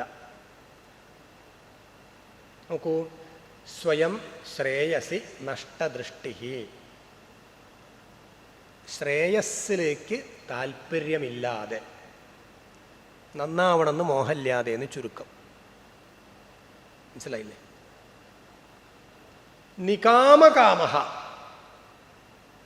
കാമം എന്ന് പറഞ്ഞാൽ പോരെ, നികാമകാമഃ. എടുത്തിട്ട് തീരണില്ല, മതി വരുന്നില്ല, സുഖങ്ങൾ അനുഭവിച്ചിട്ട് തീരണില്ല, വീണ്ടും വീണ്ടും ആർത്തിയോടെ സുഖങ്ങൾ അനുഭവിക്കുക. അതാണ് നികാമകാമം എന്ന് പറഞ്ഞത്. മതിയാവോളം കാലം സുഖത്തെ അനുഭവിക്കുക. അപ്പോൾ നന്നാവണമെന്ന് മോഹമില്ല, മറിച്ച് സുഖങ്ങളുടെ പിന്നാലെ മതിയാവോളം സുഖം അനുഭവിക്കണമെന്ന് മോഹിച്ച് യഹ ലോകഃ അർത്ഥാൻ സമീഹേത, അങ്ങനെയുള്ള ആരാണോ അർത്ഥാൻ സമീഹേത, സമ്പത്ത്, പ്രയോജനം എന്നെടുക്കാം, റിസൾട്ട് അല്ലേ, പ്രയോജനം പ്രതീക്ഷിക്കുന്നത്, എന്തെങ്കിലുമൊക്കെ നേടണം എന്ന് താല്പര്യപ്പെടുന്നത്, സുഖങ്ങളിലൂടെ എന്തെങ്കിലും നേടണം എന്ന് താല്പര്യപ്പെടുന്നത്, എന്താ അവൻ്റെ അവസ്ഥ? അന്യോന്യവൈരഃ, മറ്റുള്ളവരോടൊക്കെ ശത്രുത സമ്പാദിച്ച്, എന്തിനായി ശത്രുത സമ്പാദിക്കുന്നത്? സുഖലേശഹേതോ, ലേശം സുഖം കിട്ടാൻ വേണ്ടിയിട്ടാണ്. ആലോചിച്ചോ, ലേശം സുഖം കിട്ടാൻ വേണ്ടിയിട്ട് എന്ത് സമ്പാദിച്ചു? അനന്ത ദുഃഖം, തീരാത്ത അന്തമില്ലാത്ത ദുഃഖം, പരസ്പര ശത്രുത മിച്ചം, അന്തമില്ലാത്ത ദുഃഖങ്ങൾ, അതും ബാക്കി. എന്തിൻ്റെ ഫലാണ്? സുഖങ്ങളുടെ പിന്നാലെ പോയതിൻ്റെ ഫലം. അതുകൊണ്ട് അവനെ മൂഢൻ എന്നല്ലേ വിളിക്കേണ്ടത്. അവൻ ഇതൊന്നും അറിയുന്നില്ല. ഞാൻ ഇച്ചിരി സുഖത്തിന് വേണ്ടിയാണ് ഇതൊക്കെ ചെയ്തത് എന്ന് ആ വിഡ്ഢി, ആ പൊട്ടൻ അറിയുന്നില്ല. ആരായി പൊട്ടൻ? നമ്മൾ അറിയുന്നില്ല.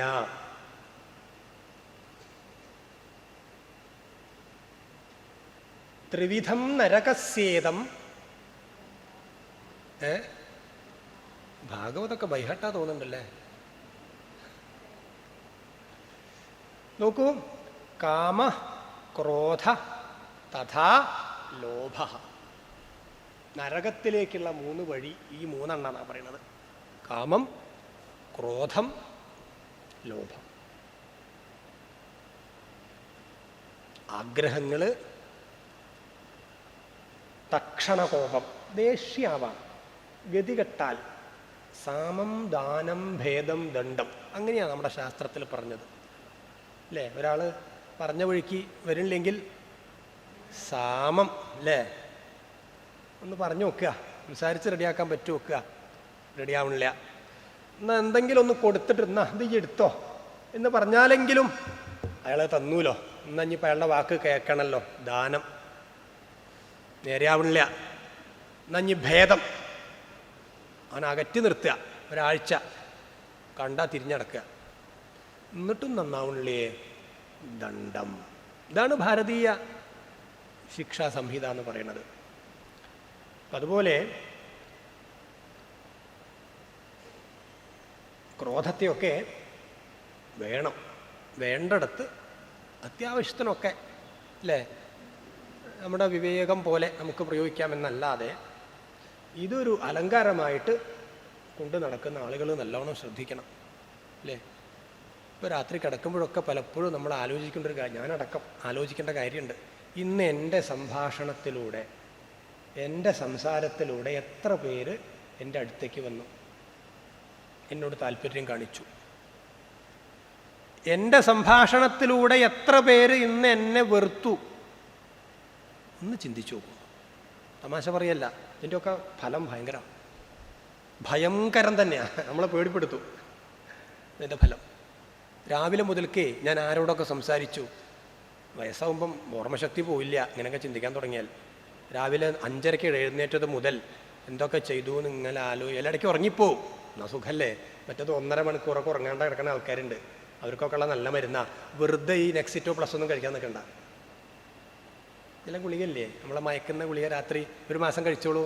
ടെൻഷൻ, ആങ്സൈറ്റിക്കൊക്കെ ഉള്ള ഗുളിക കഴിക്കണ്ട. ഇതാലോചിച്ചാൽ മതി. രാവിലെ 5:30 മുതൽ എന്തൊക്കെ ചെയ്തു, ആരോടൊക്കെ എന്തൊക്കെ പറഞ്ഞു. ആ ഗോപാലകൃഷ്ണനെ കണ്ടു, അമ്പലത്തിൽ നിന്ന് പറഞ്ഞു, അവനായിട്ട് തെറ്റി അല്ലേ. തെറ്റി. എന്താ തെറ്റാൻ കാരണം? എൻ്റെ സംസാരം. എൻ്റെ ഏത് സംസാരം? ആദ്യം ചിരിയും കളിയും സംസാരിച്ചു, ആദ്യത്തെ 10 മിനിറ്റ്. അവസാനത്തെ 1 മിനിറ്റാണ് തെറ്റിയത്. എന്തേ? അവൻ പറഞ്ഞുകൊണ്ടിരിക്കുമ്പം നീ ഒന്നും മിണ്ടാതിരിക്കുക, എൻ്റെ ഒരു വർത്താനം എന്നൊരു അവിടെ ഉണ്ട് ഒതുക്കി. പിന്നെ ഗോപാലകൃഷ്ണൻ നമ്മളെ ഇഷ്ടപ്പെടുവോ? ഇല്ല. അപ്പം എന്ത് വേണം? മുമ്പിലുള്ളവനെ സംസാരിക്കാൻ അനുവദിക്കുക. ആ ഒരു പാഠം നമ്മൾ പഠിക്കണം. നമ്മൾ 2 പേര് സംസാരിക്കുമ്പോൾ കൂടുതൽ സംസാരിക്കേണ്ടത് മുമ്പിൽ നിൽക്കുന്ന ആളാണ്, നമ്മളല്ല. അതാണ് മൗനം ശീലിക്കണം എന്ന് ആദ്യം പറഞ്ഞത്. അപ്പോൾ ആളുകൾ അടുത്തേക്ക് വരും. നമ്മളിങ്ങനെ പിളവള ആകാശവാണി പോലെ പറയാൻ തുടങ്ങിയാൽ മുമ്പിലിരിക്കുന്ന ചില ആളുകളൊക്കെ ചില കല്യാണത്തിന് സദ്യക്കൊക്കെ പോയാലേ ഊണ് കഴിഞ്ഞ് ഇങ്ങനെ വെടിവട്ടം പറഞ്ഞിരിക്കുമല്ലോ. ചില കാരണവന്മാരെ മുമ്പിൽ പെട്ടാൽ പെട്ടത് തന്നെയാണ്. 1.5 മണിക്കൂർ 2 മണിക്കൂർ ആ മനുഷ്യൻ നമ്മളെ അങ്ങോട്ട്, അത് ഒരർത്ഥത്തിൽ അത് കഴിവാണ്, ഒരർത്ഥത്തിൽ മുഷിപ്പിക്കലുമാണ്. അവിടുന്ന് പോകാൻ നേരത്തെ താൻ പോവല്ല, താൻ അവിടെ ഇരിക്കണോ എന്നും പറഞ്ഞ് പിടിച്ചവിടെ ഇരുത്തും ഇല്ലേ.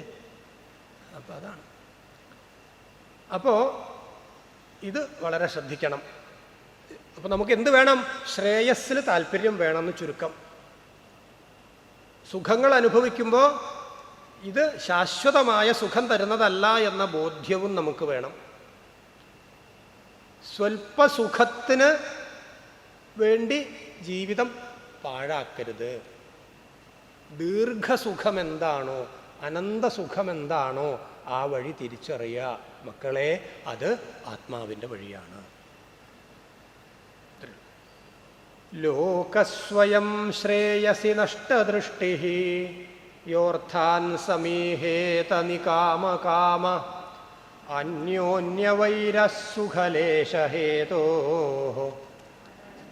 അനന്തദുഃഖം ച ന വേദമൂഢഃ.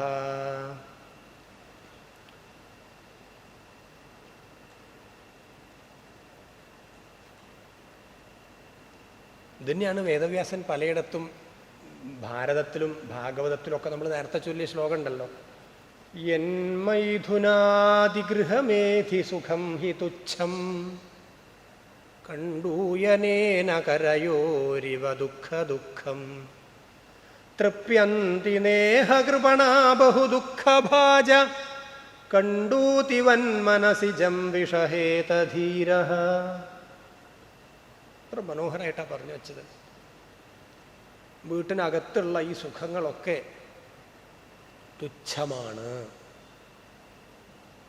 ശരീരത്തിൽ ചൊറി വന്ന് ആ ചൊറിഞ്ഞ് ആ ഒരു സുഖം അനുഭവിക്കും. നേരത്തെ പറഞ്ഞില്ലേ, അതുപോലെ തൽക്കാലം ഒരു സുഖമൊക്കെ ഉണ്ടാവും.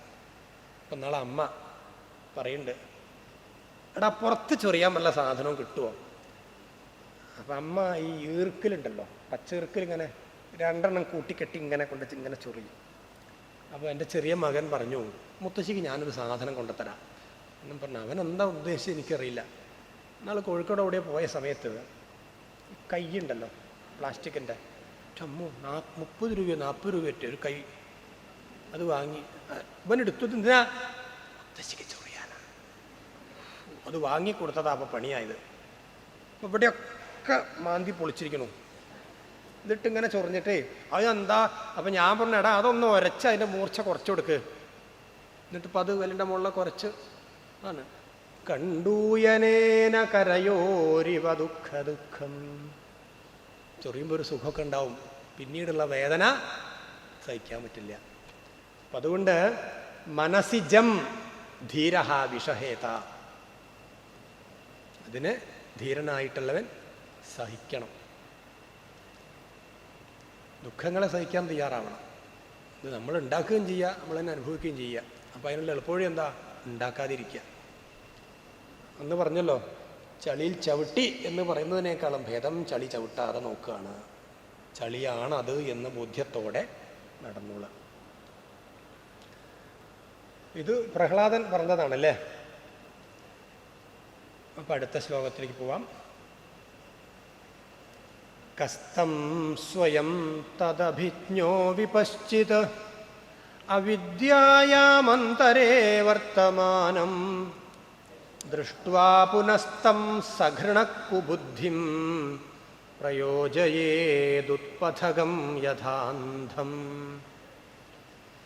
കസ്തം സ്വയം തദഭിജ്ഞോ വിപശ്ചിത് അവിദ്യായാമന്തരേ വർത്തമാനം ദൃഷ്ട്വാ പുനസ്തം സഘൃണക്കുബുദ്ധിം പ്രയോജയേത് ഉത്പഥകം യഥാന്ധം. കഹ തം സ്വയം തദഭിജ്ഞഃ വിപശ്ചിത് അവിദ്യായാം അന്തരേ വർത്തമാനം ദൃഷ്ട്വാ പുനഃ തം സഘൃണഃ കുബുദ്ധിം പ്രയോജയേത് ഉത്പഥകം യഥാ അന്ധം. പദച്ഛേദം. അന്വയം എങ്ങനെയാ? സ്വയം തദഭിജ്ഞഃ വിപശ്ചിത് കഹ സഘൃണഃ അവിദ്യായാമന്തരേ വർത്തമാനം തം കുബുദ്ധിം ഉത്പഥകം അന്ധം യഥാ പ്രയോജയേത്. നമുക്കൊരു ചോദ്യം ഇട്ടുതരാം. എന്താ അത്? സ്വയം തദഭിജ്ഞഃ വിപശ്ചിത്. ഈ പറഞ്ഞ അനന്തദുഃഖം, അന്യോന്യവൈരം ഇതൊക്കെ ഉണ്ടാക്കുന്നതാണ് ഈ പറഞ്ഞ അനുഭവങ്ങളൊക്കെ എങ്കിൽ അതിനെക്കുറിച്ച് ബോധ്യമുള്ള അഭിജ്ഞനായ വിപശ്ചിത് പണ്ഡിത, ഏത് പണ്ഡിതനാണോ, ആരാണോ സഘൃണഃ അത്യന്തം ദയയോടെ, കാരുണ്യത്തോടെ, അനുകമ്പയാ, അവിദ്യായാം അന്തരേ വർത്തമാനം അജ്ഞാനത്തിൻ്റെ പടുകുഴിയിൽ കിടക്കുന്ന കുബുദ്ധിയെ, പാവപ്പെട്ടവനെ, വിവരമില്ലാത്ത ആളെ, അത് അയാളുടെ കഴിവുകേടായിട്ട് കാണരുത്. പല കാരണങ്ങളെ കൊണ്ടും ഈ അജ്ഞാനം വരാം. ചെറുപ്പത്തിൽ പറഞ്ഞ വഴി നേരെ പറഞ്ഞു കൊടുക്കാത്തത് കൊണ്ട് അജ്ഞാന പടുകുഴിയിൽ വീഴുന്നവരുണ്ട്. കാരണവന്മാർക്ക് അറിയണ്ടാവില്ല, അപ്പം മക്കൾക്കും അറിയില്ല. ഒരു അമ്പലത്തിൽ പോയാൽ പോലും മൂർത്തിക്കനുസരിച്ച് എത്ര പ്രദക്ഷിണം വേണം എന്നറിയാത്ത ഹിന്ദുക്കളാണ് പലരും നമ്മൾ. നമ്മുടെ വീടിൻ്റെ അടുത്തുള്ള അമ്പലത്തിൽ നമുക്ക് വലിയ കേമായിട്ട് അറിയാം. കാരണം ആ മൂർത്തി ഏതാണെന്നറിയാം. അവിടെ അച്ഛനമ്മ മുത്തശ്ശിമാരുടെ കാലം മുതൽക്ക് കൂടെ കൈ പിടിച്ച് പോണത് കൊണ്ട് അവിടെ എത്ര പ്രദക്ഷിണം എന്നുള്ള കണക്ക് നമുക്കറിയാം. അല്ലാതെ പുതിയൊരു അമ്പലത്തിൽ പോയാൽ വഴിപാട് കൗണ്ടറിൽ പോയി ഇവിടുത്തെ രീതി എങ്ങനെയാ എന്ന് ചോദിക്കുന്നവരെ ധാരാളം കാണാറുണ്ട്. ശരിയല്ലേ? എന്താ കാരണം? നമ്മുടെ തെറ്റല്ല, നമ്മളെ അങ്ങനെ വളർത്തിയെടുത്തില്ല. അതുകൊണ്ടാ ഇപ്പം സുബ്രഹ്മണ്യൻ എത്ര പ്രദക്ഷിണം, അയ്യപ്പൻ എത്ര പ്രദക്ഷിണം, ശിവൻ എത്ര പ്രദക്ഷിണം അതറിയാം. ദുർഗയ്ക്ക് എത്ര, വിഷ്ണുവിന് എത്ര, ഗണപതിക്ക് എത്ര, ആൽമരത്തിന് എത്ര എന്നൊക്കെ അങ്ങ് ചോദിച്ചാൽ പെടില്ലേ? പെടും. നമ്മുടെ തെറ്റല്ല. നമുക്ക് അങ്ങനെ ഒരു ആഗ്രഹം, ഒരു വാഞ്ച ഉണ്ടായിട്ടില്ല എന്നത് സത്യ. പക്ഷെ നമ്മൾ അങ്ങനെ വളർത്തപ്പെട്ടു. അപ്പോ കുറ്റം പറഞ്ഞിട്ട് കാര്യമില്ല. അവിദ്യായാമന്തരേ വർത്തമാനം,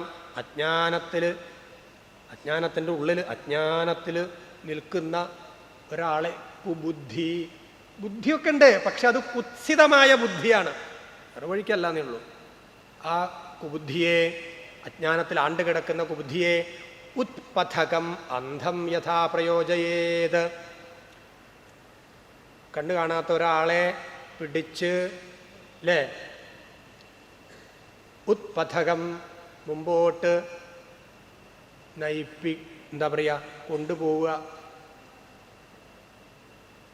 ഉത്പഥകം അന്ധം യഥാ പ്രയോജയേത്, ഒരന്ധനെ മുന്നോട്ട് നയിക്കുന്ന പോലെ കുഴിയിൽ ചാടാതെ അയാളെ രക്ഷിക്കുക. അതാണ് വിപശ്ചിത് ചെയ്യേണ്ടത്, പണ്ഡിതൻ ചെയ്യേണ്ടത്. ശരിയാണ്, എനിക്ക് ഈ വഴി നന്നെന്ന് തോന്നി, ഞാൻ അങ്ങനെ ജീവിക്കണം. അപ്പം അപ്പുറത്തും ഇപ്പുറത്തൊക്കെ ഓരോരുത്തർ ഇരിക്കുന്നുണ്ട്, ആ ഒരു വസ്തു അറിയില്ല. അപ്പം എന്ത് ചെയ്യണം? ഒന്ന് തോണ്ടിയിട്ട് കൂടെ കൂടണോ എന്ന് ചോദിച്ച് കൂടെ കൂട്ടണം.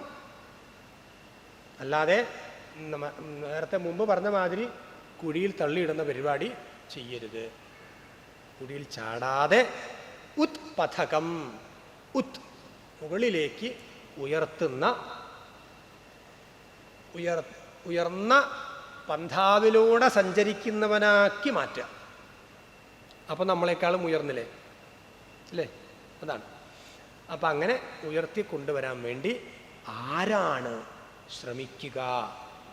കഹ സഘൃണഃ അവിദ്യായാം അന്തരേ വർത്തമാനം തം കുബുദ്ധിം ഉത്പഥകം അന്ധം യഥാ പ്രയോജയേത്. ആരാണ് ശ്രമിക്കുക? നമ്മളെല്ലാവരും ശ്രമിക്കണം എന്നർത്ഥം അല്ലേ? നമ്മളൊരു ഉൽപ്പന്നം ഉപയോഗിച്ചു കഴിഞ്ഞാൽ അത് നല്ല നിലവാരമുള്ളതാണെങ്കിൽ ഇത് നന്ന് എന്ന് മറ്റൊരാളോട് പറയുന്നതിൽ കുഴപ്പമുണ്ടോ? ഇപ്പം ഭാഗവതം നല്ല ഗ്രന്ഥം, മുമ്പ് പറഞ്ഞോന്നറിയില്ല അല്ലേ? പറഞ്ഞിട്ടുണ്ടല്ലോ അല്ലേ? ഭാഗവതം തൊട്ടതിൻ്റെ മാറ്റങ്ങളൊക്കെ പറഞ്ഞില്ലേ ഇല്ലേ? കേൾക്കണ്ട, തമാശ പറയില്ല. ഭാഗവതം തൊടുക, ഭാഗവതം വായിക്കുക, പറയാൻ പറ്റാത്ത അനുഭവങ്ങളുണ്ടാവും. അറിയൂല്ല, തൊട്ടുവെക്കുക. ഒരു 5 അധ്യായം വായിച്ചു വെക്കുക, ദിവസേന കിട്ടും.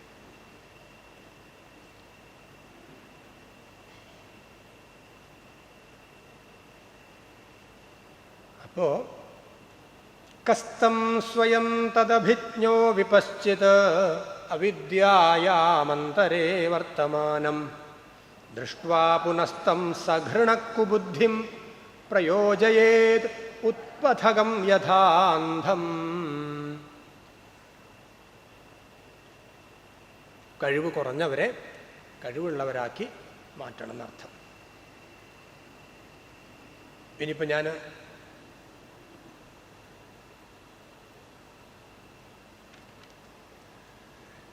ഒരു പ്രദക്ഷിണത്തിൻ്റെ കാര്യം ഇടയ്ക്ക് പറഞ്ഞില്ലേ, ചിലരൊക്കെ അങ്ങനെ നോക്കുന്നുണ്ട് ഇതെന്താണ് സംഭവം അല്ലേ അല്ലേ. എന്താ അത്? ഏകം വിനായകേ കുര്യാത് ദ്വേ സൂര്യേ ത്രീണി ശങ്കരേ ചത്വാരി ദേവി വിഷ്ണോശ്ച സപ്താശ്വത്ഥേ പ്രദക്ഷിണം. കഴിഞ്ഞു. ലോകത്തിലെ ഏത് ക്ഷേത്രത്തിലും നിങ്ങൾക്ക് പോവാം.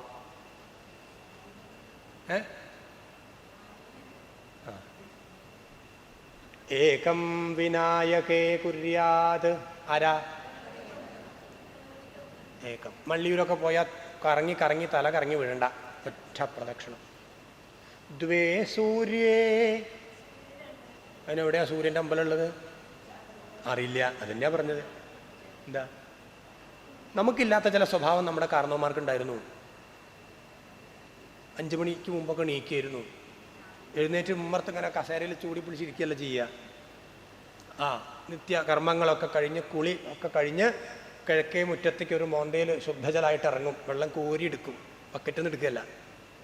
എന്നിട്ട് കിഴക്കേ മുറ്റത്ത് പോയി കിഴക്കോട്ട് നോക്കിയിട്ട് ആ മോന്തയിൽ നിന്ന് വെള്ളം എടുത്തിട്ട് ഓം ഭൂർഭുവസ്വഃ തത്സവിതുർവരേണ്യം ഭർഗോ ദേവസ്യ ധീമഹി ധിയോ യോ നഃ പ്രചോദയാത് 3 തവണ ഗായത്രി മന്ത്രം ചൊല്ലി സൂര്യന് അർഘ്യം കൊടുക്കും. സൂര്യന് വെള്ളം കൊടുക്കുന്ന അർത്ഥം.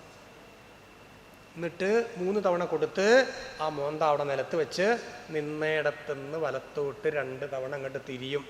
തിരിഞ്ഞിട്ട് നമസ്കാര മുദ്രയിൽ ഓം മിത്രായ നമഃ, ഓം രവേ നമഃ, ഓം സൂര്യായ നമഃ, ഓം ഭാനവേ നമഃ, ഓം ഖഗായ നമഃ, ഓം ഭൂഷ്ണേ നമഃ, ഓം ഹിരണ്യഗർഭായ നമഃ, ഓം മരീചയേ നമഃ, ഓം ആദിത്യായ നമഃ, ഓം സവിത്രേ നമഃ, ഓം അർക്കായ നമഃ, ഓം ശ്രീ സവിത്രസൂര്യനാരായണായ നമഃ എന്നും പറഞ്ഞ് 12 ആദിത്യ മന്ത്രം ചൊല്ലി നമസ്കരിക്കുകയായിരുന്നു.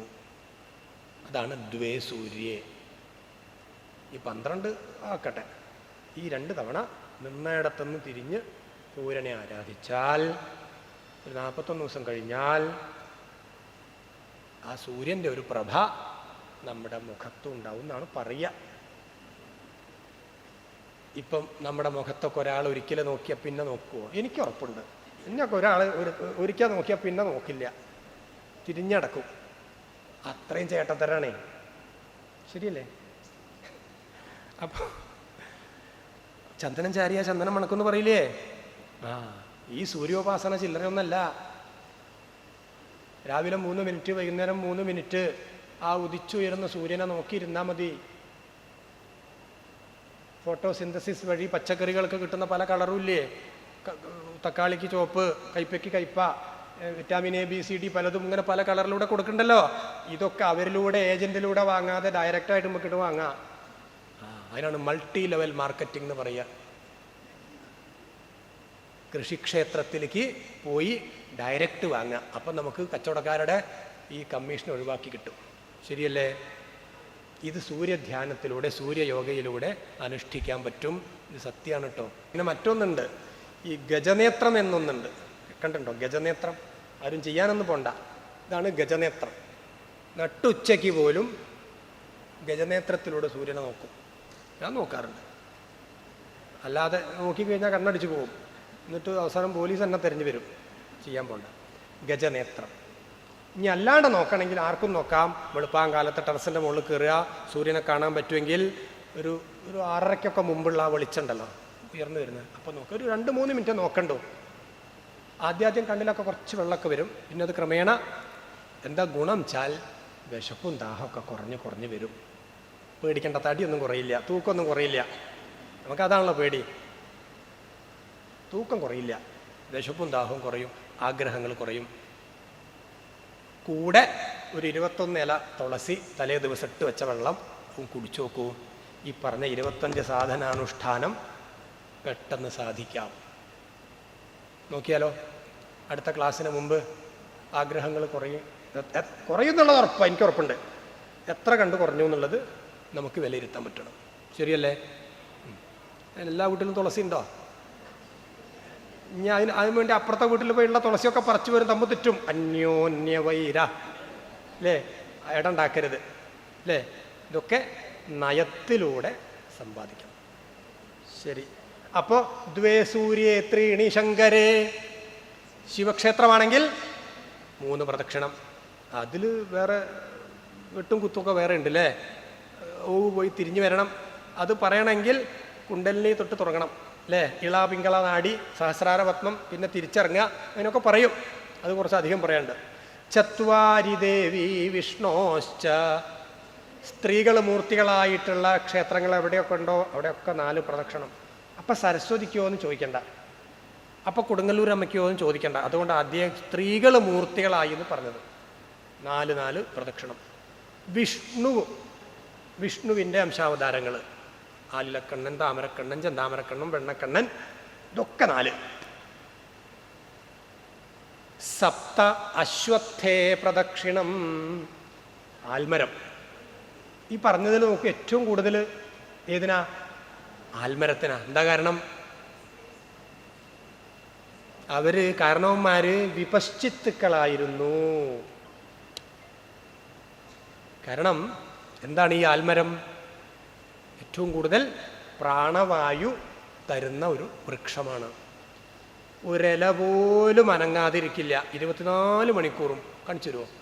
ഏതെങ്കിലും ഒരില? പക്ഷേ ഈ ഇല ആണ് അനങ്ങില്ല. കാണിച്ചു തരാൻ പറ്റുമോ? കാറ്റുണ്ടെങ്കിലും ഇല്ലെങ്കിലും അതിങ്ങനെ കുറച്ചു. ജീവിതം അങ്ങനെയാവണമെന്നാ.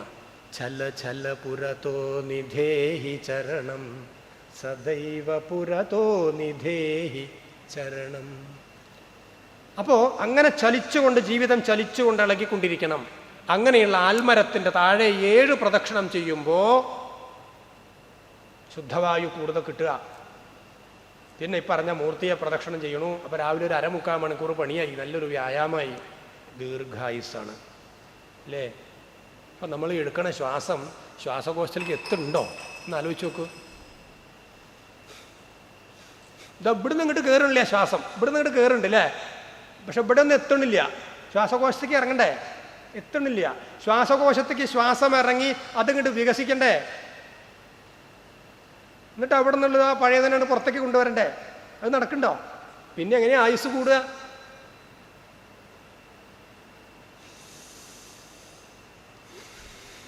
ഇതല്ലേ അല്ലേ?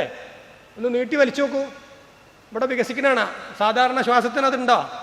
ഇല്ല. നമുക്ക് ആകെ ഒരു നീട്ടിവലി, അവസാനത്തെ ആ വലി മാത്രമേ ഉള്ളൂ അല്ലേ? അതോടെ തീർന്നു. പ്രാണായാമമൊക്കെ ഒന്ന് ശീലിക്കുക. 3, 6, 9, 12 ആ ക്രമത്തിൽ അതുമായിട്ട് അറിയുന്നവരൊക്കെ ഉണ്ടെങ്കിൽ ഒന്ന് ചോദിച്ച് യഥോപദേശം ഒക്കെ ശീലിക്കുക.